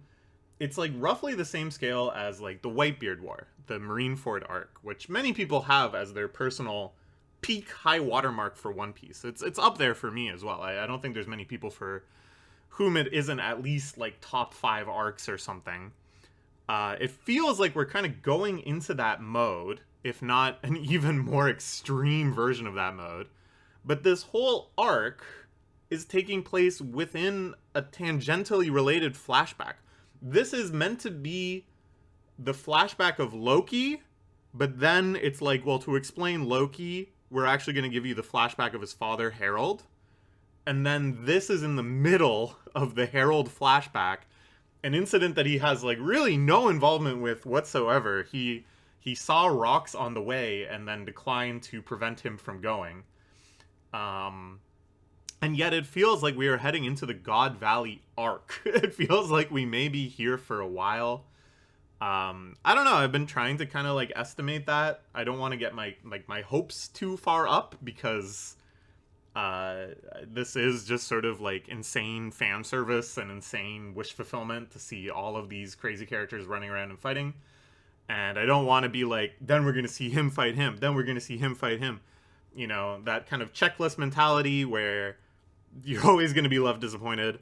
At the same time, it's like there are certain things that I'm almost positive they will show because they've been talked up so much and because it would be weird to just kind of, like, ellipses through them. And there's already, like, a bunch of surprises, you know, characters that we didn't know are there and backstories that we didn't realize were intertwined are being fleshed out and revealed to us. So it's kind of like, okay, so there is, like, a checklist of stuff that we're gonna see, and it's a long checklist, but we are kind of going at it at a pretty good clip too. So I don't know, man. It's insane. It's completely insane. I have no idea how they arrived at this being the storytelling structure of, like, double nested flashback into side story arc that ends up having all of these extremely beloved characters in action. But I'm loving it, man. I'm loving it. It's there's, like, a lot of different modes that One Piece operates in that I really, really, really enjoy, that I consider, like, the highest level. This one is one that they only can do occasionally. It takes a while to plant all those crops, and you can only really harvest so many times. The last one was during the Odin flashback, where they had, like, Roger versus Whitebeard and stuff. Before that might have been the Whitebeard War at Marineford. Or no, maybe, like, Dressrosa Coliseum kind of counts for this a little bit. But just, like, the spamming of cool characters and then going, they're all gonna fight. Boom! It really is just, like, you bust out all of your coolest action figures from the packages and then just, like, smash them together. If the whole series was like this, it would be so exhausting and tedious and pointless. But because this is a spice that they deploy strategically, I am absolutely loving it. We're gonna give it a P- for the month. If you forgot, P- is the grade 1 above S+. This is rare air. This is the 3rd time that One Piece has been given this grade. No other manga has been given this grade yet for a month. It's a tall order. Let's see where it goes from here. We may be heading into totally unforeseen territory if they can keep the peak up and growing. Okay, next, let's talk about Sakamoto Days, which is also moving into a kind of similar arc where all of these characters that have been hyped up for a while, that have been giving us tantalizing glimpses of their strength and their nature and their motivations, are now being assembled and smashed into each other. All the action figures are being taken out of the packaging, but they're doing so in quite a restrained way, in quite a measured way. Even though this is so obviously like the final arc, I think they called out that this was the final arc too. They're not really rushing into like the highest stakes, most explosive action. They seem to be very content working their way up the hierarchy of power, having, you know, more and more powerful characters get their final moment in the spotlight and stuff. So here we had Lou. Lou finally came back. And Heisuke have his kind of big climactic arc. He teams up with Kamihate, who's like the goat of all snipers in this series, and Heisuke's kind of idol and senpai, and he's acknowledged by Kamihate. Some pretty sick, nasty fighting there. I really like when they do all the like sniper trick shot stuff. It feels like a tall ask to basically be like, okay, well, we have some characters who their whole thing is sniping and doing like insane ricochets and acts of God and all sorts of other insane contrived things to get the bullet to the target or to trigger some chain reaction by shooting. And it's like, basically what they've set themselves up to do is that every time one of these characters fights, it has to be something that fits that pattern, but it's still new and still novel and exciting and surprising. And it's like an escalation, like it feels even crazier than all the ones we've seen before. But they're doing it. Maybe this was the last time. I don't know if Kamihate is going to get another fight. Some pretty badass stuff, though. Some good aura farming. It's crazy how much they can aura farm a guy who's just the barrel of a gun. I love his line where he says, "Everything is a gun," and then he shoots down a helicopter so that it lands on its side and the blades create a wind blast going focused through a tunnel. That don't make no sense, but it's the shit, dude. So then we kind of like shift gears from that. That's been settled for now, I suppose. We take a look at the situation in Japan as a whole. This is good, what I would call situation building, which is like adjacent to world building, but basically kind of setting up the greater context of this arc. So they had this whole plan of everybody gets a gun with 3 bullets and you can legally kill with this gun, which I thought was like an awesome idea. Really, really cool plan. Well, cool, I don't, it's not good. Really creative, interesting idea to like throw Japan into chaos, and I was a little disappointed when they were able to like resolve it. But now they're like emphasizing, oh, okay, well they fixed like the particular gun situation, but that situation in turn has caused people to freak the fuck out and start rioting and start becoming violent with each other in absence of the gun, and all sorts of crazy stuff happening. This is being witnessed by the JCC student gang, protagonists and deuterantagonists of a previous arc, who have always kind of represented this sort of like social outlook faction of the protagonists. Like, they were the ones that were orchestrating this like gun hacking plan, and they always seem a little more concerned with like what the hell is going on outside of assassin society and stuff. I think they kind of like give the image of, you know, socially aware activist youth or whatever. So it makes sense to kind of bridge those ideas together. And then within that situation of people rioting and stuff outside, they now have to square off against these crazy assassin twins that are coming in from another assassin school branch. All very good stuff. I don't know, it's like all very, very solid. It's like, I really do appreciate that they are being so thorough here, and that they're not just kind of like rushing straight to the final battles. There's another series we're going to talk about shortly that isn't doing that, and it's causing me a little distress. But here, I kind of like that everybody is getting a chance to shine. We're just kind of building up the stakes. We're looking all over the place to kind of get this sense of general chaos and stuff. I do like it. I think it's only being done like all right, though. I think there would be a way to make this a little tighter and to kind of like further fuel that feeling of chaos by like having all of these separate conflicts like overlap more. And I think it's really, really tough to do this, but in terms of just like pacing, you know, like Nagumo was in the middle of like fighting for his life, and now we're just kind of like, we'll get back to that. You know, like, what are the other order members doing on either side? They'll show up, don't worry. It kind of loses some momentum, I think, when you kind of leave too much stuff on the back burner for too long. Instead, it should be like all pots are overflowing and the kitchen is on fire. I think that's the sentiment you want to display. Like, I think the climax of Wano in One Piece, there's various criticisms you can level at it for sure, but I think it captured very well, like, this whole castle is full of people going insane and causing situations and fighting and stuff. And the big boss Kaido isn't just sitting around, but like people are trying to fight him the whole time too.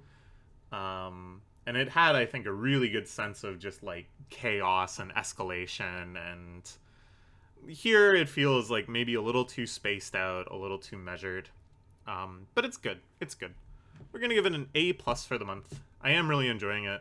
And the thing is, at the end of the day, it's like, oh, okay, so their plan is just to have like a whole bunch of fight scenes in a variety of locales with a variety of characters. This series has like some of the best fight scenes I have seen in any manga ever. Some of the best action sequences I have seen in any manga ever. So I'm down. I'm so down for that. Alright, next, let's talk about Harukaze Mound. This is a series that I was really, really big on. Let me just check my Discord messages real quick to make sure there is nothing urgent. I have to, terms of service and policy updates. I'm getting roasted, but I don't need to roast back anytime soon. Okay, this one I was like really, really big on, and I'm still really big on it. I'm still really enjoying it. I think with this month though, it had its first like little stumble. Shoot, a work thing came up. Okay, I gotta deal with this quick. We're gonna pause. Okay, so yeah, I'm a big fan of this one. I felt like this was the new, potentially great sports shonen series, one that we have been waiting for, us sports shonen fans.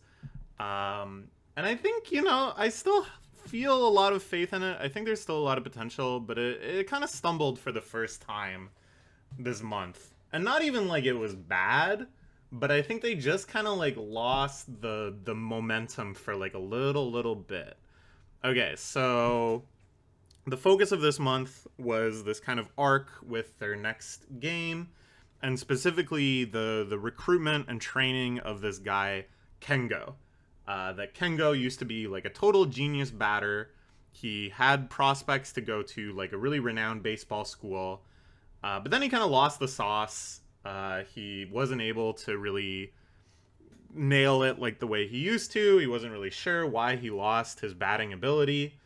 And now they're like, okay, we need to like get this guy back in form. This is going to be one of the big pillars of our team, you know. This is going to be like our pinch hitter. And it's like, okay, yeah, that's a very traditional sports shonen arc. But I think this series, because it's so like bright and positive, and all of the characters are so like reasonable and emotionally mature, that they didn't really go about this arc in the typical way, which is normally that the character you're trying to recruit, this sort of like hidden talent that's been disenfranchised and needs to be convinced to come back and play, is kind of like moody and grumpy and standoffish and hostile, and that there's kind of like an emotional arc in getting him on board. Whereas here, it's like Kengo agrees to give it a try like almost right away in a scene that I thought was like kind of weirdly depicted in how anticlimactic it is, where Nagiharu is just kind of like pestering him and stuff. and then it just kind of like works, and there's no real like crossing over point. He's just like, oh, okay, I guess so. And then it's like there is some discussion of, okay, like his problem is that he's so willing to accept all types of feedback and all types of criticism and guidance that he's kind of like overstuffed and he's not making forward progress anymore. And because he's hit that wall, he's lost confidence in what he does have, but no subset, no amalgamation of the advice he's being given is going to get him up over that wall either.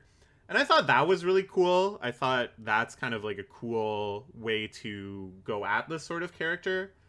And then Nagiharu basically says in turn, hey, I've been there, and, you know, I had to abandon everything and completely change my pitching style and embrace a completely different mode. And it wasn't like, you know, obviously the catcher guy helped him with that and gave him some guidance and spurred that on. But it wasn't like anybody could actually really tell him what to do in that moment. It wasn't like he was summarizing all of the advice he was given and creating some grand new thesis of pitching based on that. Instead, it was like, he says, I had to go into the dark. I had to kind of abandon everything and discard things and become nothing in order to emerge better. And that's what you have to do too. You have to... You don't respond well to this positivity. You don't respond well to this good-natured feedback. Instead, you're just like me, and we have to go into the darkness to emerge with something new. And I was like, that's cool. That's like really cool kind of sports psychology. That's like a really cool kind of like thesis exemplified and now replicated. That's all Kino. But I just kind of felt like, again, there's just this sort of like tonal mismatch where that should be the moment where this kind of like gruff, aloof character recognizes that he's being seen and then has this sort of like emotional breakthrough where he's like, I misjudged you, you know how I've suffered. But because the tone of this series is so like on the up and up and everybody's like so friendly, they're talking about like going into the darkness and stuff, but it's like almost a joke that they show like Nagiharu in his state of like darkness, in his state of obsessiveness and madness. And yeah, it's like he's a little depraved and he's like muttering to himself and he's like so locked in it's almost scary. But it's like treated kind of more like a joke or whatever. They're not really willing to like really make you suffer, you know? And I think the really truly great sports shonen, and I think even like Embers, you know, Embers wasn't phenomenal by any stretch, but they were willing to kind of like go into other emotional space.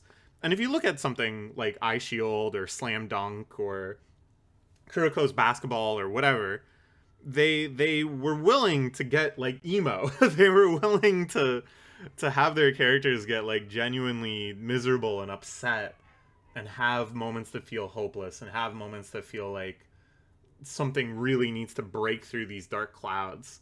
And here it's like they're kind of going for the same beats and the same lessons, but that refreshing, friendly atmosphere, that spring breeze that I had been enjoying so much up until this point, now feels like it's a little misguided. Okay, so having said all that, that's like my critique. That's my criticism. That's where I think the series has to kind of watch itself. That's where I feel like it is lacking a tool that other great sports shonen have had, that I think is actually a very essential tool. And we'll see. We'll see if it can kind of get that fastball of emotional range. But given that, it's like a lot of cool shit still happened. Like the baseball action, still great. This idea of Nagiharu's pitching strategy and when he chooses to unleash different pitches, great. They're getting more into the fielding dynamics and stuff, which is great. Whole other area of the game that they can explore more and more. They get into the idea of the starting lineup and why sometimes you don't always just put your strongest pitcher starting, why sometimes you don't have your strongest hitters early in the rotation. all of these different dynamics about like conditioning throughout the game, and periods where it's like, okay, we can allow them to score, periods where it's okay that you're scoring on each other, periods where you need to shut them out, periods where you're expecting to get shut out. Just like all of the higher level strategical ebbs and flows of the game are starting to become like a more focused thing too. Not only do I think all of that is great, but I'm really happy with the way that they're like spacing out these introductions of complexity, the way that they're kind of diving into different baseball aspects and giving them really good focus and attention, and then just kind of incorporating that into the overall milieu. That's yet another thing that they're considering in their strategy and stuff. So really, really, like, stellar marks across the board, except for the emotional tone of it, which as I explained in depth, I'm feeling like it's hitting some limits. So we'll give it an A for the month. Really solid stuff. Really excited to see more. But yeah, I was like, ooh, when I was reading the chapters, I was like, that's it. That's the Kengo arc. This is Kengo. This is the guy that they're like, I don't know if he'll want to play. And then he's just like, oh, sure, I guess I'll play. And I'm just like, ooh, that's not quite enough, man. That's not quite enough. These are tropes for a reason. These are classic ingredients for a reason. You might think, hey, we put this in every freaking dish.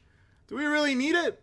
Yes, you do. Because when you eat it without it, you go, yep, no, this needed salt. Yep, it needed salt. It's not quite flavorful enough. Anyways, let's move on to Shinobi Undercover. This is a series that I've been pretty mixed about. Typically, it strays around the B tier, which for me, a rating of B is, this is fine. That I'm not, begrudging reading it. There's nothing so grossly incompetent that I feel annoyed while I read it, typically. But it's not doing a whole lot for me either. This month, I think it's proving itself in a lot of different ways that I actually found quite interesting. I think it really plays to its strength in this month of chapters. And I think this is hopefully kind of foreshadowing a new mode for the series. There was like a really rapid, really significant change of gears in the last month's chapter, where they'd been kind of teasing this faction of villainous ninjas, and then boom, they all show up at once, kidnap Aoi. Things got ratcheted up to 11, and at first I was like, oh geez, are they getting axed? But I actually think that this was a very smart move, probably made at the editorial level, where they were like, you've got some strong cards to play, and then you've got some weaker cards to play, and I think you should just start playing all your strong cards all the time. So yeah, basically what happens is our main character, Yotaka, goes into like a Unit 01 Berserker type mode where he's lost all connection from his handlers and lost all perspective on what's going on.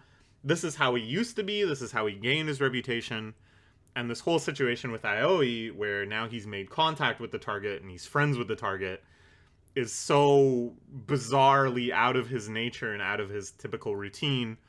And that's something that, like, I think they had told us at the beginning of the series, but now it, like, makes a lot more sense, and I'm very, very impressed with how they pulled that off, where it doesn't feel like retconning or anything, but you recognize now later the gravity of how badly the situation got fucked up.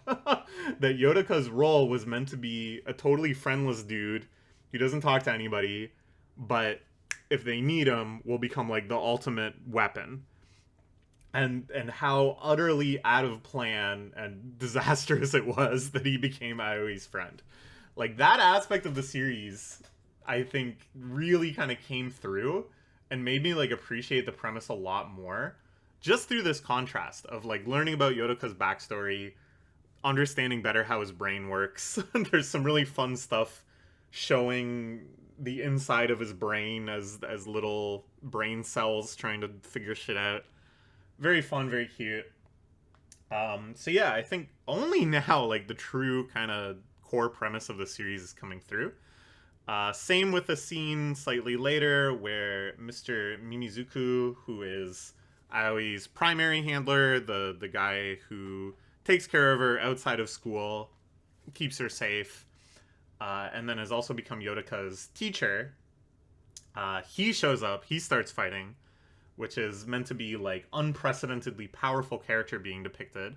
I thought they did a great job with that. He aura farms, the choreography's great.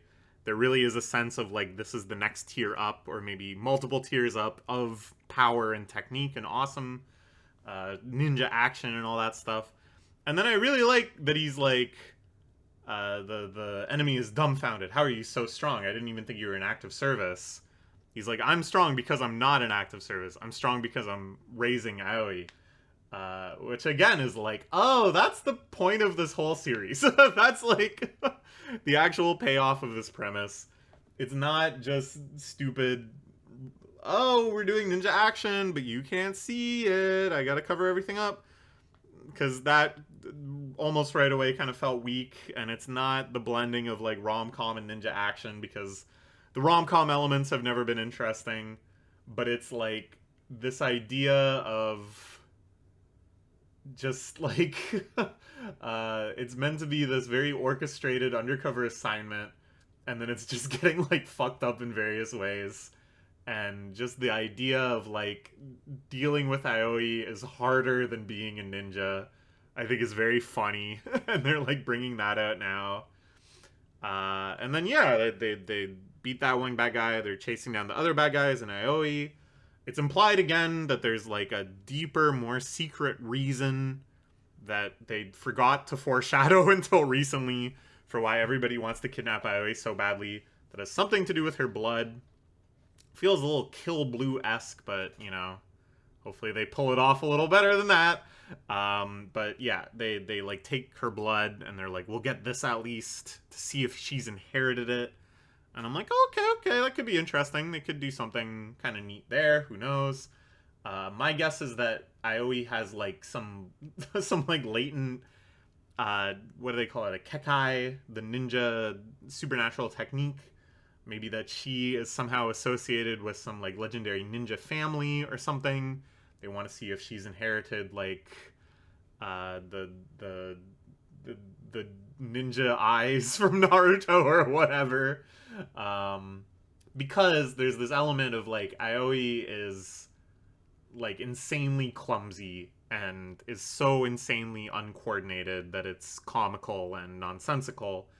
And it's like, I think they want to pay that off in like a huge contrast moment where it turns out she's the most legendary ninja of all, and maybe like a flip gets switched. A switch gets flipped, and she suddenly becomes like super badass and powerful, or something like that. I don't know. Oh, when she's unconscious, her latent genetic code empowers her to fight crazy style. I don't know. There's a lot of different directions it can go. But there's like potential there. There's like a little mystery that I want to see unfold.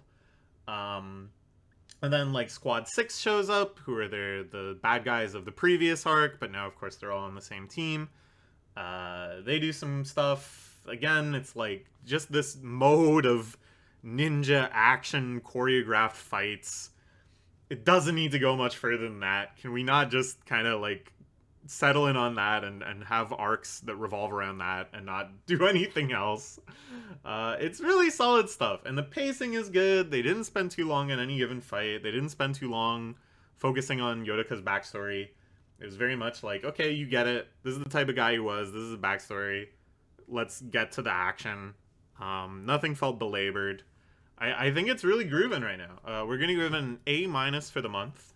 This is the new high watermark for the series in terms of grades I've given it. And hopefully it can keep it up. Hopefully they can keep building this momentum. Okay, next we've got Ruri Dragon, which just had one chapter. We're getting more into lore, that we're understanding more and more like what a dragon truly is. In her kind of getting stuff off her chest speech to her class. And basically they dropped one extremely tantalizing piece of lore, which is that dragons have the capability to destroy the world, but it's unclear if they want to or not.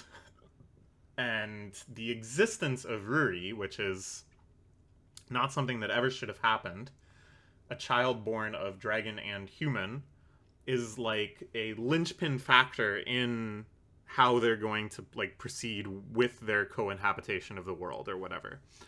And that's really enticing and really tantalizing. And I don't know if we're really going to do anything more with it. Because I'm sure after all this, we're just going to have like another school life, slice of life, getting to know your friends type arc. And that's like fine.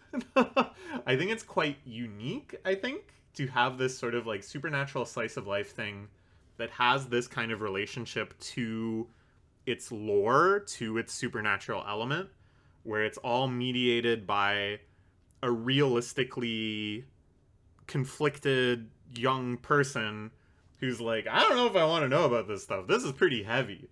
This might kind of drive me insane if I know too much about it. So, and like her friends are like curious, but they don't want to be insensitive, and they want to know, but at the same time she doesn't really want to tell them, but like she kind of does, and she's bound between trying to get stuff off her chest but being still a little asocial, still not really sure how she fits in.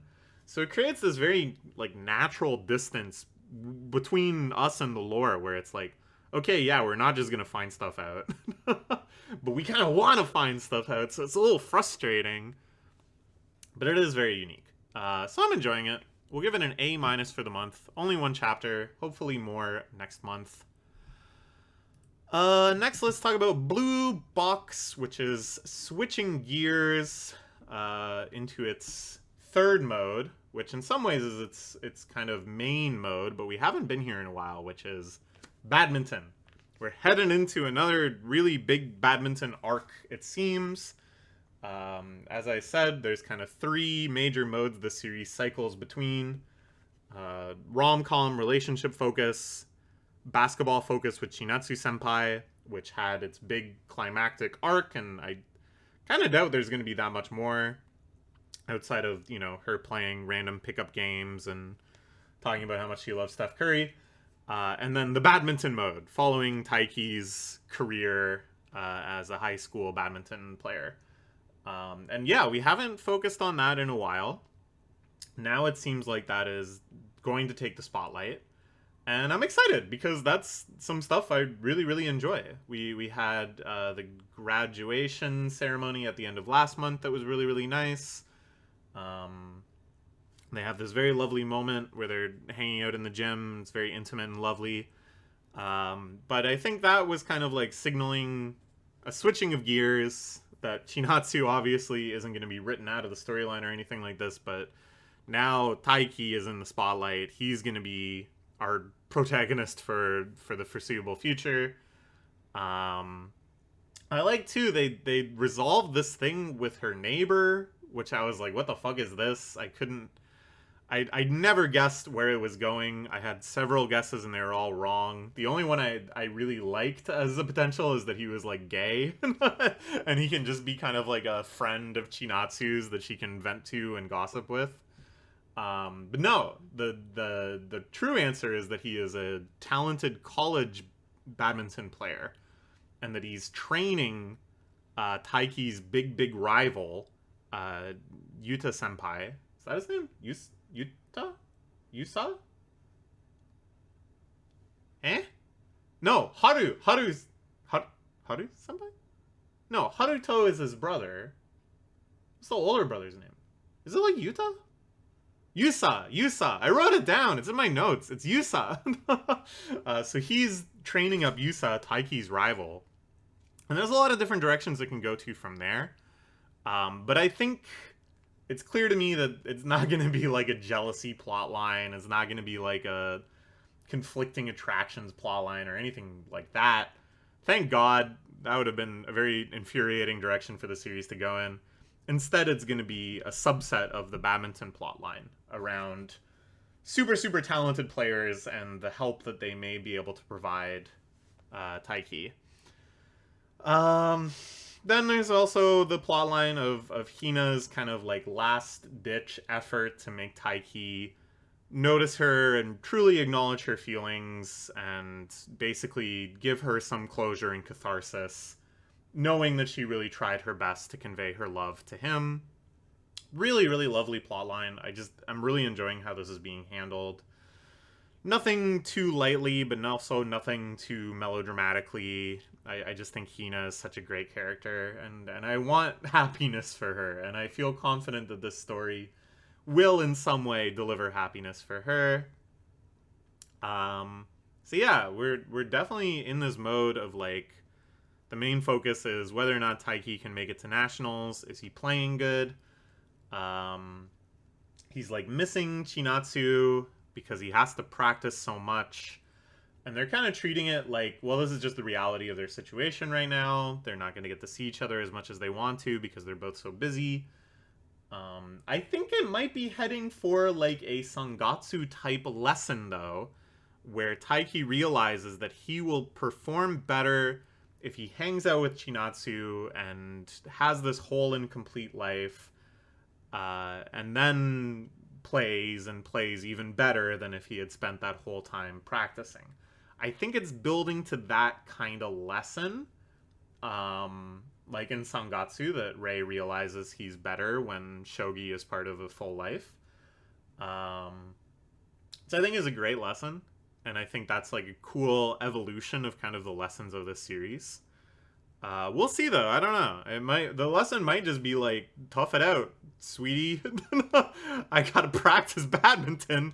Because right now we're definitely in a mode where Taiki is like being presented as not good enough yet. He's great. He's very, very strong player. I love too that now he's in third year and he's got all these kohai that look up to him, and there's like rumors about him. Oh my god, did you hear he's dating this like college girl? She's so hot. Well, I really, really like that. I really like that kind of feeling of like, look how much stuff has changed since the beginning of the series. I think though, yeah, like, despite that, you know, he shows at the end of the most recent chapter, he like loses to Haruto badly, and it's like, what is he missing? What is this missing piece? Is he pushing himself too hard? Is he practicing too much? That's my guess. I think that's the direction it's going to go in. But I think they're going to make it a long and intense journey. My big question right now is that, like, he's just starting third year. Nationals aren't for a while. This series isn't the type to, like, time skip or, like, gloss over stuff. At the same time, I think it would be kind of weird to already be in this very, like, intense mode of, like, the focus is on Taiki making nationals, and then be like, oh, well, it's time for the cultural festival. Oh, well, it's time for sports fest. Yeah, we're going on another class trip. And, like, have all those arcs happen, like, before. I guess they already did their class trip for the year, but, you know. Like, have all of these things, like, in the middle of this giant badminton saga. So, I don't know. We'll see. But really, really good stuff. We'll give it an A+ for the month. I'm just excited for more badminton action. I really, really like how this series depicts the badminton matches themselves, and I hope there's space for them to like really get into the depths of that and show that, you know, have a whole chapter of showing Taiki battling Haruto for the national spot. Have a whole 5 chapters of him battling Yusa at nationals. Do it. I'd love to see it. Okay. Now let's talk about the Elusive Samurai, which I had alluded to earlier in my Sakamoto Days review. For a while I've known that this is the final saga, that everything else has been done. We are now just squaring off against Takauji's remaining forces. Everybody was kind of getting endings, everybody was getting wrap-ups. All the loose threads were being woven back together. But let me tell you, even given all of that, even all those expectations, things escalated so quickly, and now we are in the final boss arena. And I thought that was still months out. Like, I thought there was still going to be so much build up to that. But no, they kind of make it happen. And this is like, it makes sense because the whole story is like, okay, we're going to make this confrontation happen. Our entire military strategy is around ushering Tokiyuki into a battle with Takauji ASAP because we have this scheme. But even then, it's like, I guess I'm just so used to the golden rule of all fiction, which is that if you hear a plan described to you, it means the plan isn't gonna work. And if you don't hear the plan, that means the secret plan will work. If they go, oh, here's the plan, that plan will work. If they go, here's the plan, we're gonna rotate our lead armies until Tokiyuki gets an opportunity to strike Takauji, there's no way in hell that I'm going, oh, I think they're going to rotate armies until Tokiyuki has a chance to strike at Takauji. But it happens. So this month they go from, like, preparing for battle and catching up with various generals and stuff, doing all these little character studies, checking in where are we now. Then they start the battle, and there's, like, one chapter of Tokiyuki's retainers creating this opportunity for him, and then just like boom, we're in it. He is squared off against Takauji. It does our Namcho tag titling, so we know this is it. This is the battle against the evil god Takauji, and that's it. I mean, what else can happen? He's gonna fight Takauji, and that's the end of the series, right? Like, I don't know. Like, I really don't know. As I said before, Matsui Sensei's work sometimes gets really weird at the end. Ask Class went in all sorts of crazy directions at the end. That could happen again. But, like, basically it's either gonna, like, end in, like, 4 chapters, or something crazy is gonna happen. And either way, that's kind of crazy. So yeah, I enjoyed all this stuff. It did feel very rapid, very sudden to me. I don't know if they were told, hey, we gotta wrap it up, or if this was just sort of deliberate to convey this level of urgency and momentum and everything kind of coming to a point. I don't know, but it did feel very weirdly fast and rushed compared to the general typical pace of this series, where a big battle like this, typically we spend like 5-10 chapters just in like the thick of the battle, let alone in like the final climactic boss fight of the battle, you know? Like, this is usually like an arc, this sort of battle. But here it felt very summarized, very rushed through just to get to this final showdown. Now, it does seem like this final showdown is going to be like a proper final boss battle with multiple phases, multiple strategies and counter strategies, kind of a list of things that sort of need to happen. They have this whole scheme of hitting him with the divine arrow that will then make the evil god exit his body so that he becomes vulnerable again. But right now it's like at the start of the fight where he's still invulnerable.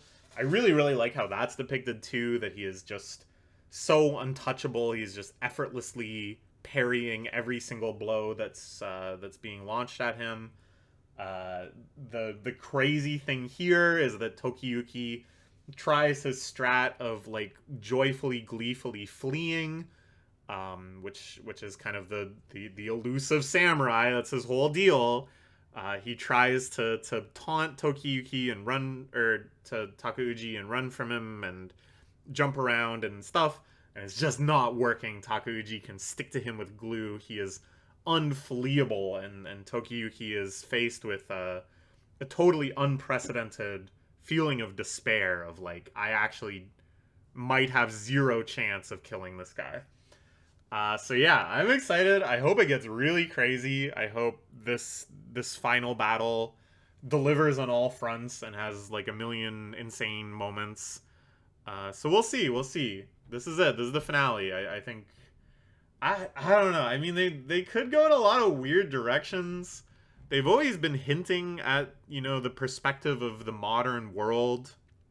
And I think they could do, like, time skip to present day, looking at the descendants of Takauji and Tokiyuki and their modern version of the battle. Like, I don't know, man. It could go in a lot of weird directions. And I think it's fairly successful. So I don't really think they're being told, hey, wrap this up ASAP.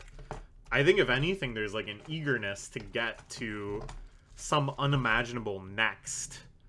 So I don't know. I'm hoping for something like that. But failing that, I do think this is probably going to end, like, could even be next month. Could be probably by the end of the year at least. Yeah.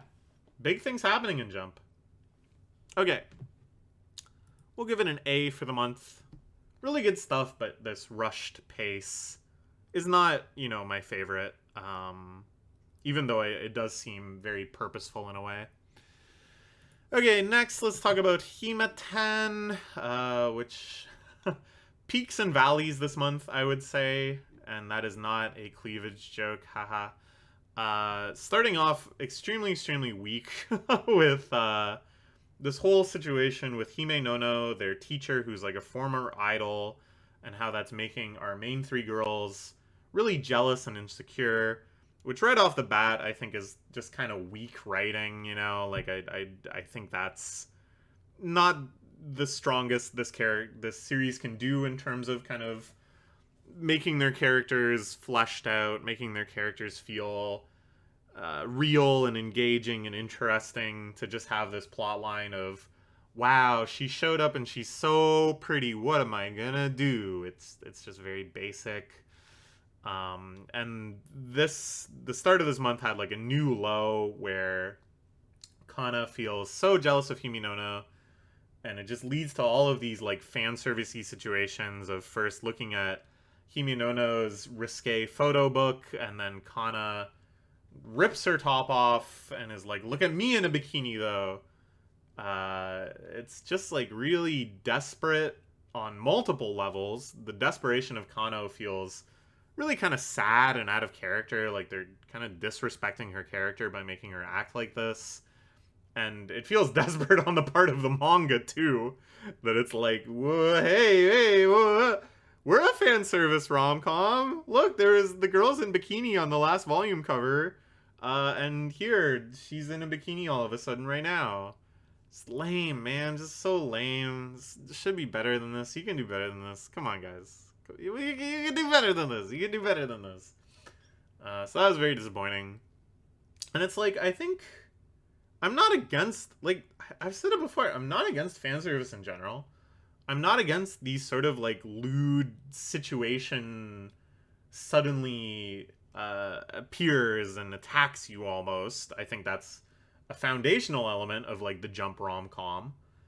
But I think like you can make it more interesting, and you can make it feel more like intense, and you can really kind of bring out a quality of the surreality of it happening, and the MC feeling truly overwhelmed by it. Imori not just like doing the typical boobs, but like bring out something that has like an intensity and an intimacy, and I don't know, like it's been done better before, man. That's all I'm saying. It's been done better before. It wasn't done very well here. Okay, so then after that, great improvement. A little arc that I actually really enjoyed. Of Kana-chan, who's still main girl, really, goes on a trip to their middle school with Imori. Oh, and then there was a chapter with Yoshino, feeling anxious about the distance between her and Imori. Again, it's kind of fueled by like this jealousy and this insecurity based on Himinono. But she like takes action in a way that isn't stupid, to try to get a little closer to him, to try to make herself present in his mind. I'm like, good. This is like caring about your characters and stuff. And then, yeah, this trip back to middle school with Kana-chan. Very sweet, very sentimental, both of them harboring secret crushes on one another ever since back then. Talking about their feelings back then.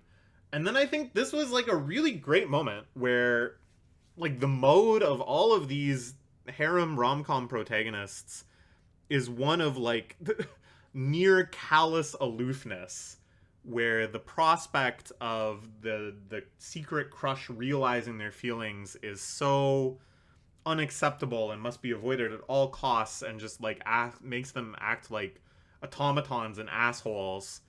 And then the girl goes, "Am I just not getting through? Maybe he hates me after all." And it's very tedious, and I don't like that.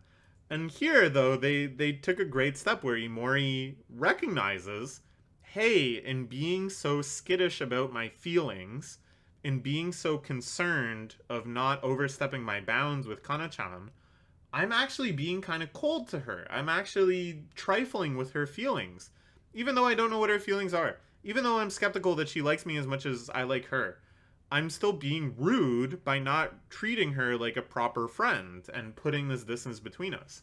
And I was just like, damn, man, that's good. That's like a good revelation. That's like real, man. That's like real shit right there. It was good, man. And then they take it even further. It felt like a really kind of cool, transcendental, like doubling down of that arc, where typically in a rom-com like this, that just sort of ends. And whether or not that like precipitates a change is TBD. But that's just kind of like that moment, and then cut to a chapter with Yoshino, or cut to a chapter with Kana, or whatever.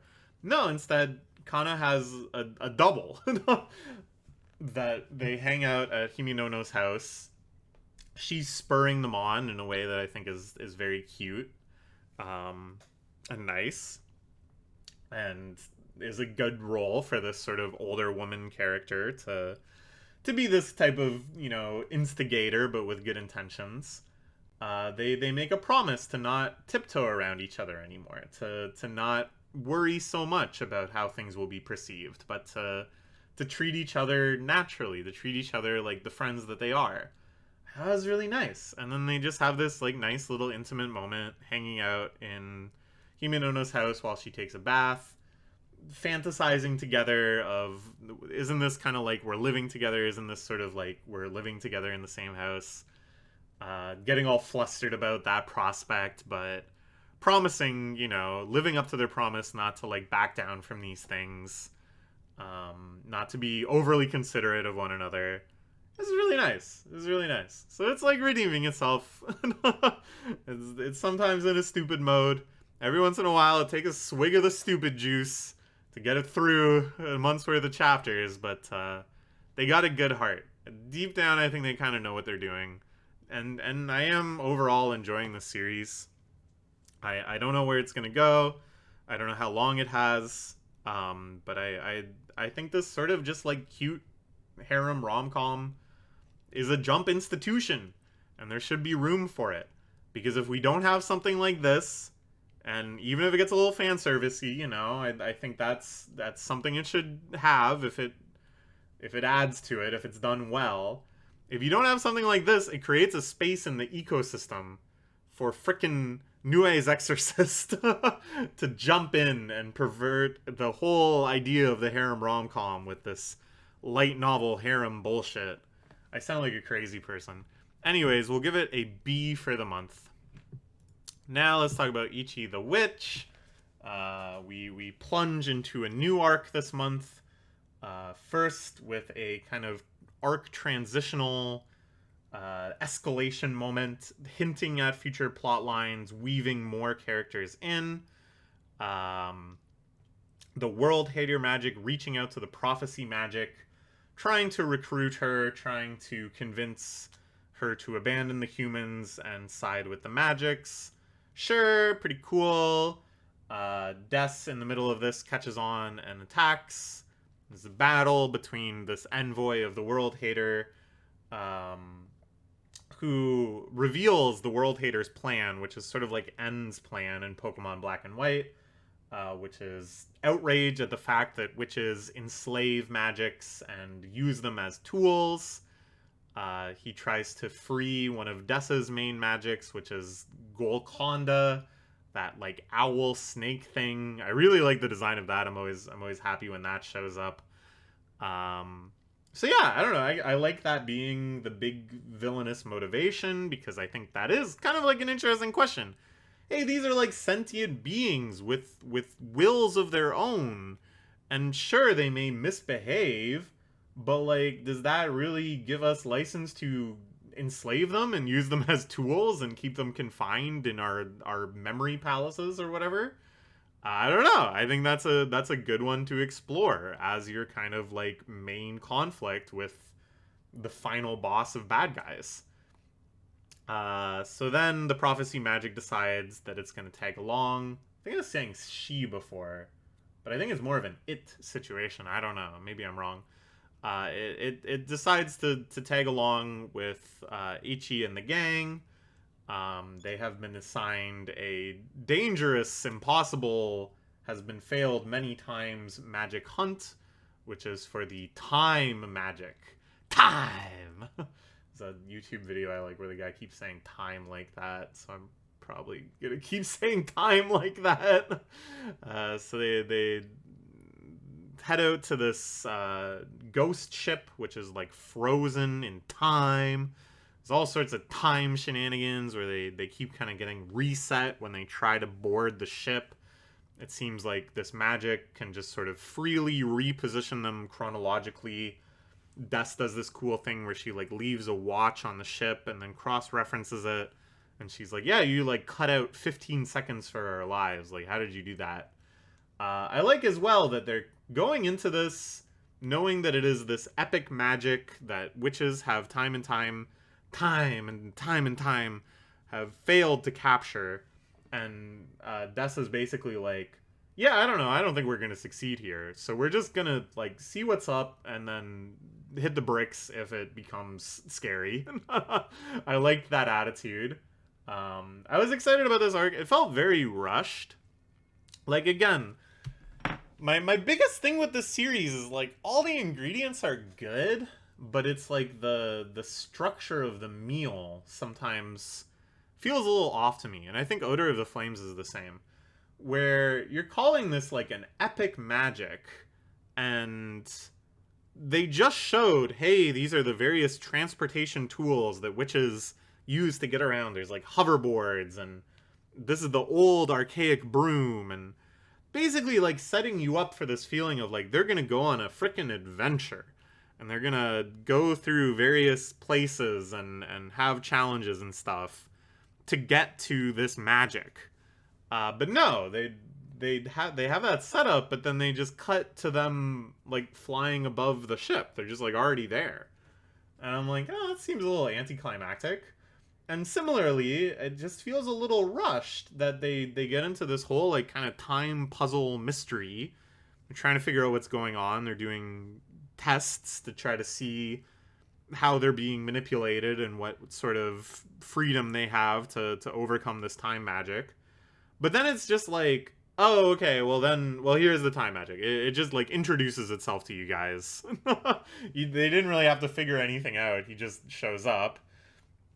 And then, double mystery, this pregnant woman appears who says, I am having a baby with this magic. The time magic is the father. So now it's time for that, too. And I'm just kind of like, what? Like, I don't know, man. Like, what's the frickin' rush? You had kind of like multiple bombshells to drop in this arc, where it's like the true nature of the time manipulation is revealed. The true culprit of the time manipulation is revealed. It's the time magic. It appears. The revelation of this relationship and this pregnant woman and stuff. That's another thing that you can kind of like foreshadow and then drop the bomb. But no, it's just kind of like boom, boom, boom, boom, boom. Here it is. Isn't this a successful series? Isn't this like always at the top of the table of context? What's the freaking rush, man? Can't we have like a little adventure first? So I don't know. We'll see. I am enjoying it though. I think there's a lot of cool ideas here. I'm really, really curious how this is going to play out. Because again, it's like this whole question of what the hell are magics and are we treating them properly given that they are sentient beings? And now it's like, yeah, apparently you can father a child with a magic. You can get a little Ruri Dragon situation going on here. That's kind of a big question. Okay, what if Ichi hunts your child and acquires it as a magic? That doesn't sound right. So yeah, I think they can go in a lot of really interesting directions from here, and it seems like the series is quite eager to explore those sorts of topics and to have conflicts based on them and stuff. So that's very exciting. I also just really love the setting of the ship that's frozen in time. I think that's really cool. I liked when they talk about all the local legends around the ship and how sailors avoid it and stuff because it's fucked up and timed, all timey weird. So yeah, I don't know. A lot of good stuff going on, but again, I'm just when I'm reading these things, I'm like, what? Like that's a surprise, but I don't feel like that's the time to be surprised, if that makes sense. We'll give it an A for the month. All right. Now, okay, now let's talk about New A's Exorcist. I was like pretty high on this, man. The last month I think I gave it like a mid C grade, and I was like, this is, at least since I've been making videos. I think some of the really, really early stuff in New A's Exorcist is still even better. But this is like the best it's been since I've been making videos about everything. And this month started off strong with like the big finale to that battle against the Hyo Suzaku. Turns into this big, awesome, flaming bird, huge climactic showdown. Aramine sacrifices herself again, which is so like, oh my god. Every single chapter, she sacrifices herself. Like, that is just like comically lazy writing, but whatever. It's an actual manga. It was like actual fighting. And I do think one of the biggest strengths of the series is when they have these really high power level fights and shit starts looking really crazy, and this crazy firebird thing looked cool. But yeah, good start. And then it instantly just takes a big poopy on all of that. So the next chapter, chapter 114, let me break down what happens, okay? Suzaku is defeated. Big, big climactic, triumphant moment. Ending this battle that had been built up to and then proceeded over this entire arc. This is the end of like a multi-arc saga, really, to defeat the Hyo Suzaku. There's a weird scene where Gakuroku talks about like her family, this relationship with Aramine, and then like all of their like servants and stuff, and like Aramine's sister presumably, or whatever. It's not really clear what the fuck he's talking about, but he says I envied that family. I kind of envied you because you had that family, and I guess I don't. I don't remember what the hell the situation with Gakuroku's home life is. They haven't mentioned it in like 100 chapters. Anyways, it's just total nonsense. But you can tell what they're trying to do, which is to give kind of like this bittersweet moment of completeness at the end of the arc, where now we're like standing back a second from it and having this pause and going, wow. In the end, we defeated her, but like she was kind of sympathetic in a way, and there's this feeling of finality and this feeling of triumph, but also loss, and that's like manga, you know, like that's like a thing you do at the end of arcs in manga. So that's the end of the chapter. No, just kidding. After that. After that scene in the same chapter, they say, okay, well now we have to fight the next Hyo. And the next Hyo is immortal. So we need to come up with some crazy exorcism technique that can de-immortalify a person. There's this new girl, yet another new girl, that works for like the Exorcism Bureau or whatever it's called, that has the power to de-immortalify someone, but you have to marry her in order for her to allow you to use her power. I'm not kidding. And then they go visit this girl, and she, even though she's like super hardworking and a genius and responsible for all this stuff, is also a huge fan of shoujo manga. And because Gakuroko looks like the protagonist, the male main character of one of her favorite shoujo manga, she instantly falls head over heels in love with him. And that's in the same chapter as when Suzaku is defeated and they try to have that poetic little moment of reflection. That's the same chapter. Are these people stupid? Have they never read manga before? I swear to God, they're writing these like light novels. Because in light novels, I've read enough light novels at least to know this, a very common thing is that you make the last chapter of the light novel a hook for the next chapter. Okay? And you typically have one chapter that kind of like wraps up the story, and then it's almost like an epilogue where, oh shit, did you realize this next thing is going to happen? Here's a new girl. Boom. Now you want to buy the next one. They imported that mentality, but instead of making it separate chapters in a light novel, for some reason they thought the proper mapping was to make those separate pages of one chapter. Like, that you got to the end of the battle against Suzaku, and I guess they really have low reader expectations, and maybe that's fair. But they thought if it ends with Gakuraku going, wow, she sure had a family. End of chapter. You know, like an ending. That people would go, I guess the series is over. And not read the next chapter. So then, no, they got to get like all the way up into the point of, here's a new love interest. She's already in love with Gakuroku. Gakuroku has to marry her. Those are the ingredients for the next arc. Are you on board with that? Completely undermining their previous arc. Completely undermining any sort of like emotional tone they were going for. Completely undermining like fucking Gakuroku's character. Like, what? Can't this boy have a second to breathe?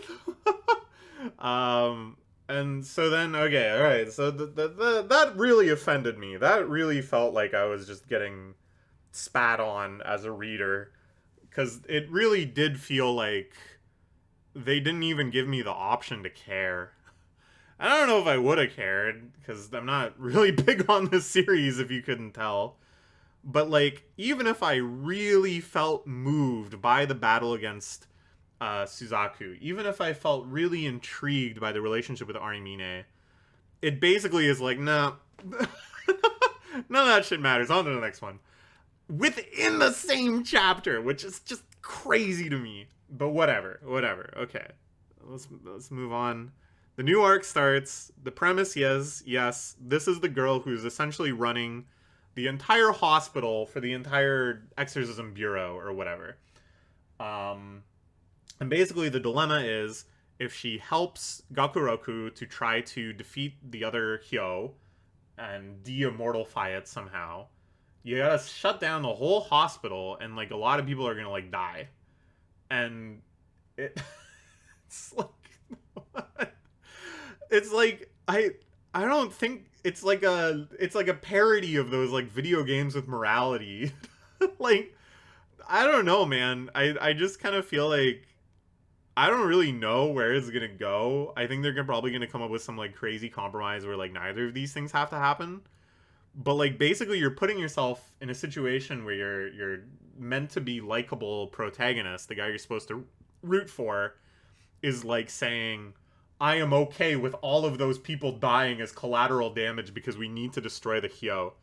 Which maybe in lore, like, makes sense and is true. I don't know, like, I guess. But, like, it's just such a, like, awful thing to try to, like, make this focal deliberation point for your characters. Like, why does this series suddenly want to have these, like, weighty moral dilemmas? And of course it's given the same weight and respect as everything else in the series, which is, like, not at all. And instead it becomes more a question of, if we get married, is that fair to all of the other women that have confessed their love to me? and he's good-natured and straightforward and tells her that all these other women have confessed to him, but his plan is to just make everyone happy. And it's just like total nonsense. Like, it's just really stupid, because you have a character here that is in like the dream scenario. Oh my god, all these different babes are falling over themselves, sometimes literally, to get up and close with my business. But because this is just a self-insert fantasy, and if he was to have any sort of like resolve around it, any sort of courage and conviction, that would be tough for the pathetic losers to self-insert into. So instead, he has to be like super ambivalent and overwhelmed and just kind of going, I don't know, but then just make this like super generic, pointless, doesn't mean anything statement of, I'm gonna do my best to make them all happy, which of course causes this new woman to go, oh, he's so bold. When really it's like a stupid statement. Make them all happy? How? Like, what does that mean? Like, what are you talking about? Do you have any plan whatsoever? Or are you just gonna keep stringing all of these women along with this vague sense of misshapen duty? It's like the equivalent of, hey bud, you got like a lot of summer homework to do. You gonna start working on it? Well, I also want to have fun. So my plan is to do all my homework and have fun. Like, it's like something that if a child said it, you would be like, no, dum-dum. You can't just have your cake and eat it too. You can't just like say my plan is for the outcome that is best for everyone. Like, it's just so offensively like blank, man.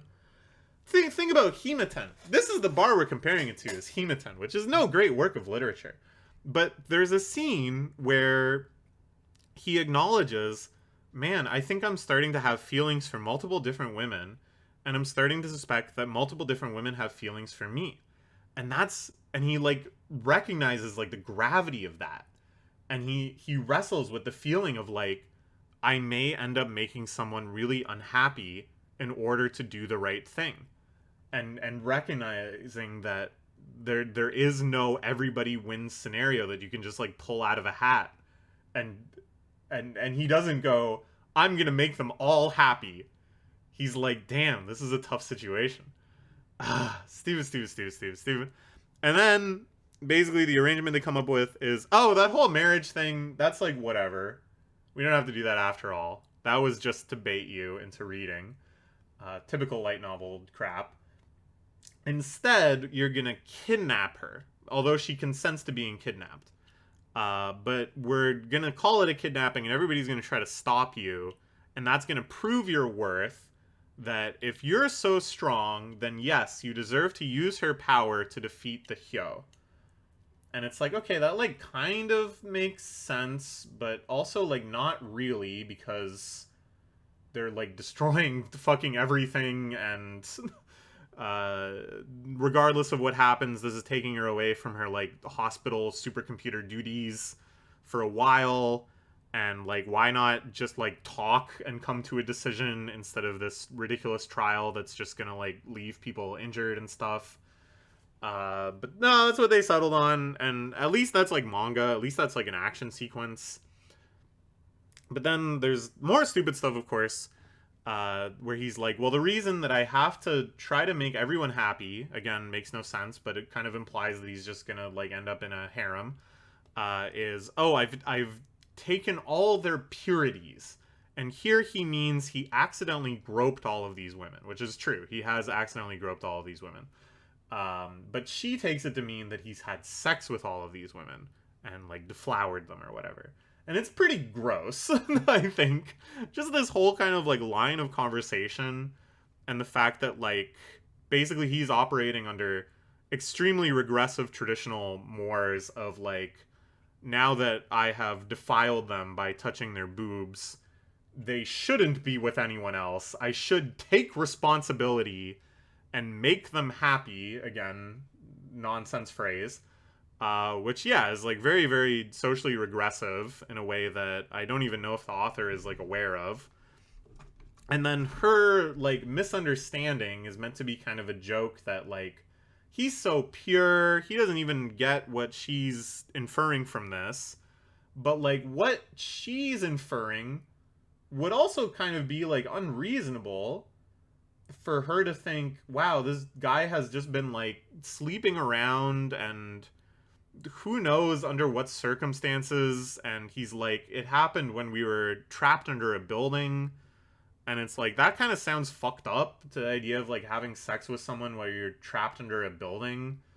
That doesn't really paint him in a positive light. But this isn't like a turnoff to her at all. And I mean, I sound like, whoa, Kisa's gone woke, being like, hey, this fan service harem series is a little problematic. But like, I'm telling you why I don't like it. And that's a part of why I don't like it, is that like the messaging here is just like really whack. Like it's just it's like this weird combination of like regressive and stupid, and like the characters don't make any sense. And it's this whole character of like the hospital admin lady, where it's like she's a genius, she's one of the most amazing exorcists we know, but she's also a fucking dumbass that just because this guy looks like a guy from a comic, she's willing to just like abandon all of her sensibility and principles. It's like, well, that's great. Like, like what the fuck is that, man? Is that really the best kind of character you can come up with? Even way back in like the prehistory of harem rom-coms, even like kind of definitive fan servicey stupid harem rom-coms like To Love Ru or something, you would have characters kind of like this, okay? Where it's like, oh, they're so elite, they're so cool, they're so put together, but they have this like inexplicable, insatiable weakness for the main character. But usually there's like something there. There's like some scene that happens that justifies it. Or there's some like personality trait that kind of emerges and is exacerbated by his presence that then manifests in this hopeless crush. There's like some kind of like arc that gets you there, and thus kind of creates this contrast between the two sides of the character. Whereas here, it's literally that he looks like a dude in a comic she reads. And I get that's meant to be like a joke, but it's just stupid. It's like, why is this character so stupid? Is the joke. And I'm like, that's not funny, man. How about she's not stupid? Wouldn't that be like a nice change of pace? Anyways, I can't wait for 5 chapters from now when she sacrifices herself 5 times to save Gakuroku in 5 consecutive pages. That'll be great. That'll make me really, really feel like the author cares about the characters. Anyways, we're going to give it a D+ for the month, which is a little higher than it typically gets, mostly because there was action scenes. Alright, now let's talk about Kaedegami. Kaedegami, in a lot of ways, I think is kind of like a cool inverse of Nue's Exorcist. In that it has fan servicey elements, and it has elements around desire and irrational desire and seduction and all of these things, but it actually treats them seriously. And I gotta say, this series is... Oh, it gets an A. This series is growing on me more and more. I thought this month had a really nice arc where they're trying to track down a Shenui that has been infiltrating and killing people within this acting troupe. Acting troupe that is rumored to have one of Chiyu's body parts. That, of course, is their big overarching quest, is to get all those back. So they infiltrate this troupe, our main characters, and then this new girl, Hwazi. I assumed I could say that out loud, but now I'm like not really sure how it's pronounced. Everybody has like Chinese names in the series, which is neat. So yeah, they go on this little quest. It's a nice, straightforward arc structure. They show up. There's some mysteries. There's some creepy stuff. All these kids slavishly training to perform so that they can meet this beautiful one. There's not really many twists insofar as they're like, the beautiful one must be the Shenhui, and it is. But I did really like this moment where it turns out the talent show, where they try to win the approval of the beautiful one, suddenly instead of all this like play acting fighting, they're using real weapons and actually like injuring and possibly killing one another.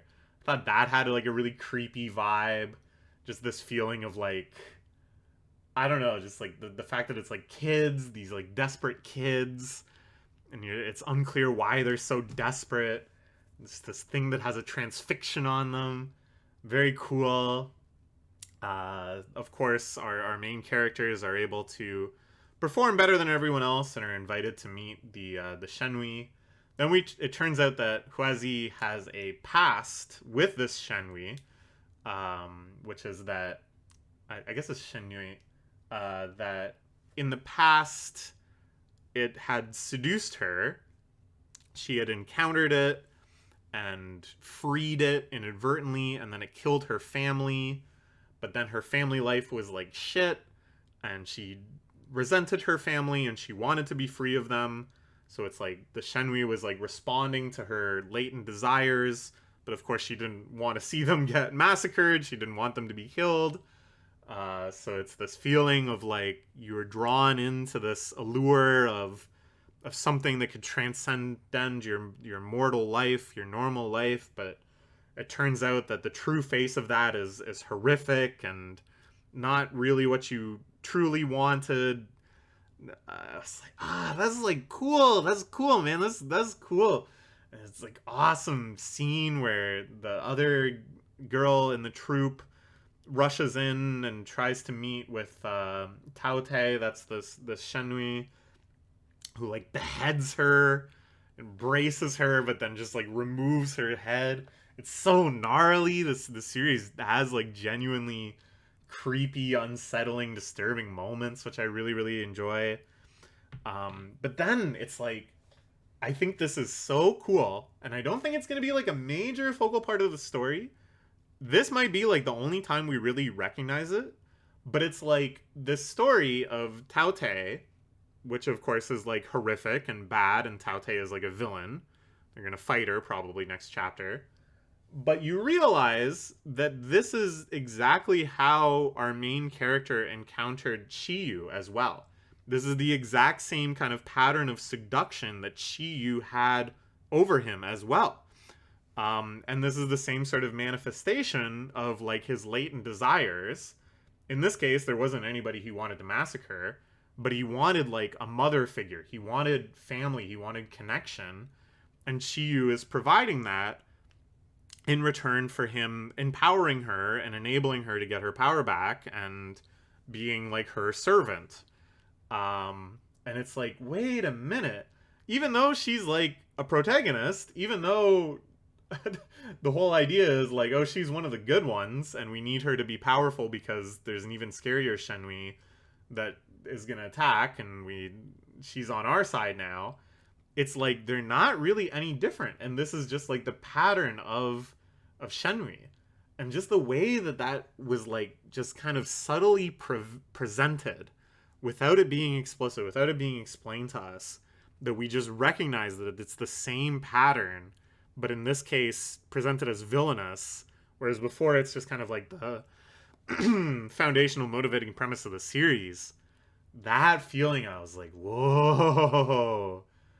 Ooh. So I don't know. I don't know if they're going to explore that more. I don't know if this is like the first drops of foreshadowing that in the end, Chiyu is actually going to be like the final boss of the series. I think that could be really cool, really memorable. But yeah, I don't know. Either way, they're cooking. I'm sure from here we're just going to get kind of a battle against Taote. Some catharsis and feeling of self-forgiveness for Huaze. And then it's on to the next one. But that's fine. I think there's a lot of different directions this can go, like thematically, tonally, whatever. But they're not letting that get in the way of like just solid arc writing, climactic battles, choreographed fight scenes, the stuff you need, the meat and potatoes. We're getting it all. Yeah, really good stuff. We'll give it an A for the month. Very excited to see where this goes next.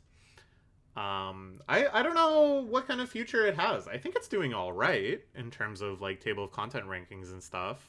I think it's one of the more successful of this latest batch, which has, generally speaking, not been faring super well in the arena of table of contents. But yeah, I'd like to see more. Okay. Oh, I forgot to animate this. Witch Watch, unsurprisingly, gets an A+. I think it's gotten an A+ almost every month. We had the school elections arc, where it got kind of into the sket dance mode a little bit with this kind of school life, slice of life, a little bit dramatic, but full of jokes and full of good shtick.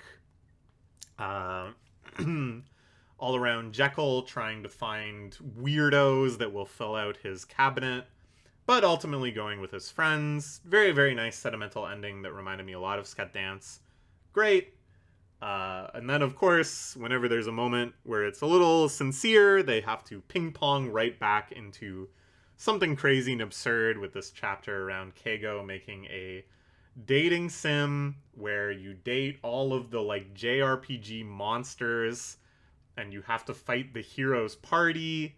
Just a lot of, like, dating sim shtick and jokes and stuff. Lots of really funny little bits. I really like the character designs of all the monster girls.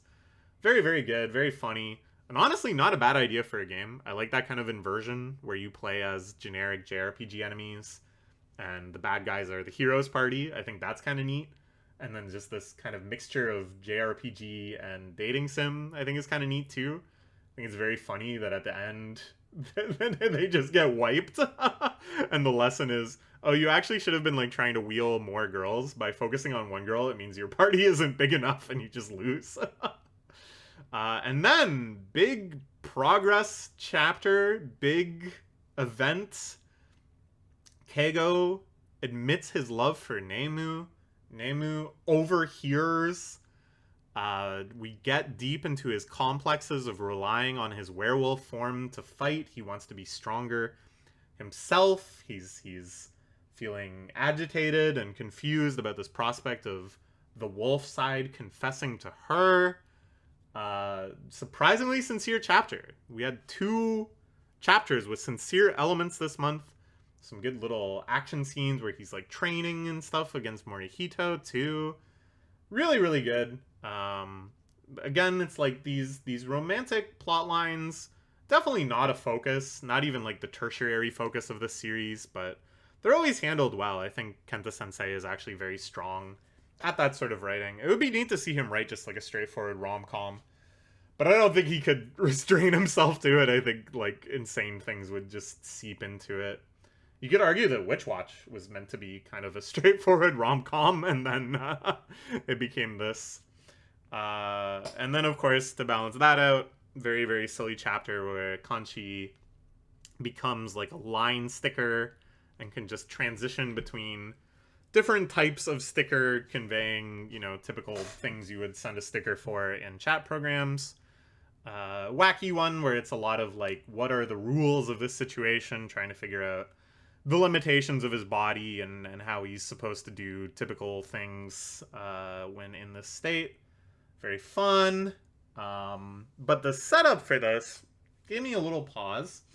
The setup is, you know, Nico is absent. She's at the village of witches, getting reacclimatized to her true age and having all of her powers rush back. And I figured that during this time, we would kind of bounce back between chapters around the guys back home, and then also chapters showing her adventures and mishaps and stuff in the village of witches. And I'm like becoming skeptical that we're gonna get that. I don't know. Like, we haven't seen it yet. And it feels like this is a perfect opportunity to have a chapter about her getting sick and then have it like bounce back and see it reflected on the other end. Because yeah, she gets sick, and then when she gets sick, her magic goes haywire. which is why that he turned into a sticker just from reading her text message. Blah, blah, blah, blah, blah.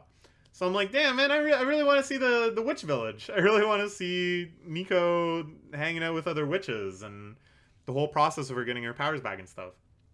So I don't know. I'd be a little disappointed if we didn't. Right now, I'm not sure if we will. But at the same time, what we are getting is a lot of fun. And I always have fun with this series. So yeah, A+. Alright.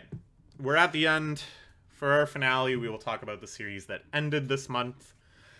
Nice Prison, which just had its final chapter at the start of the month.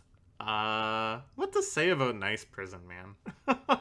I wasn't a fan at first. I found it very abrasive and annoying and not that funny.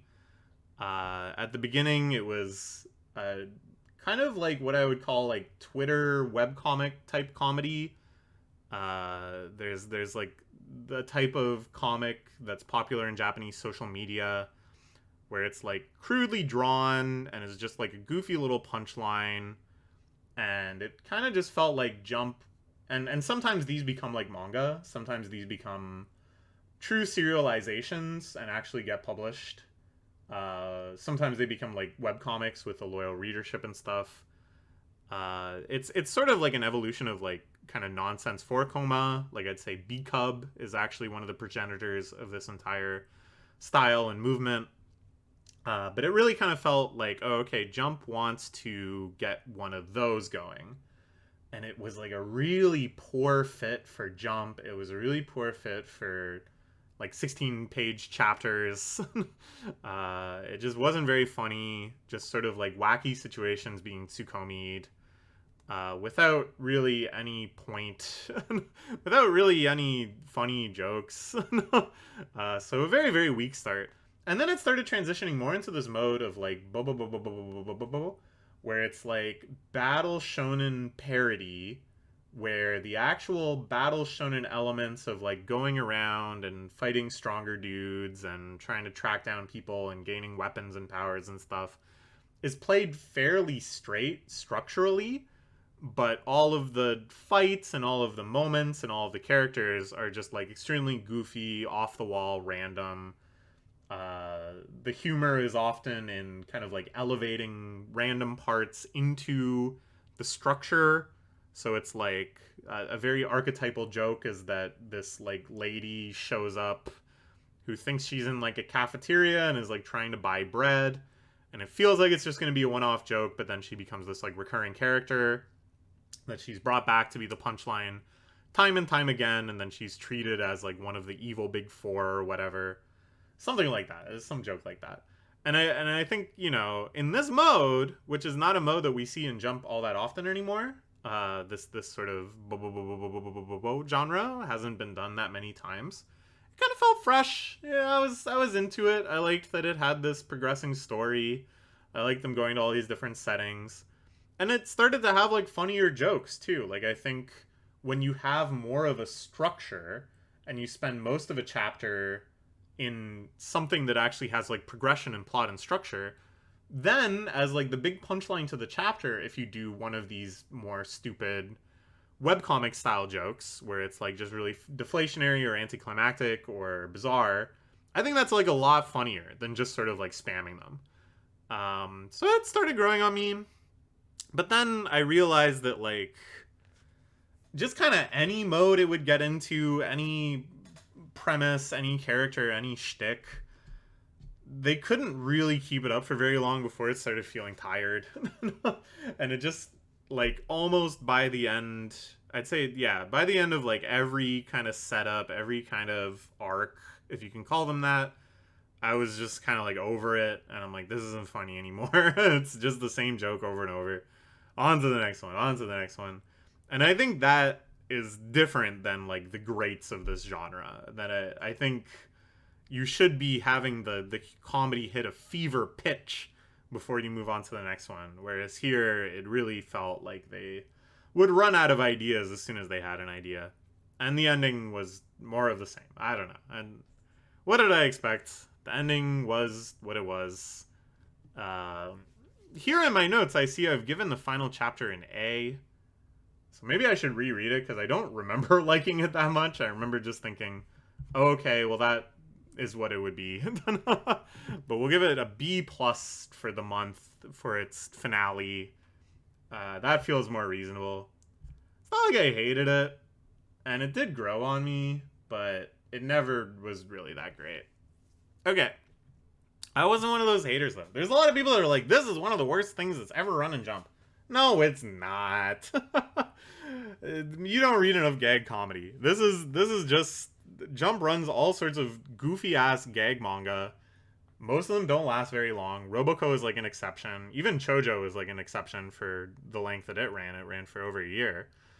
There's hundreds of these gag comedies that you've never heard of, and this one isn't particularly worse than most of them.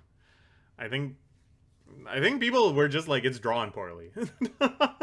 But it's drawn very much in line with like the style of webcomic that I think it wanted to be. At least at the start.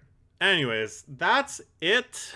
That is all. This is our tier list from last month, where we can see Nue's Exorcist making it into C tier.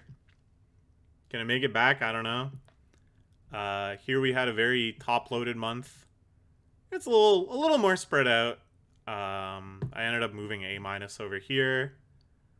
But a good selection. Good month of chapters, man. I'm enjoying it. I wouldn't be reading if I wasn't enjoying it. So I'll see you in a month for October's run of chapters. Bye-bye for now.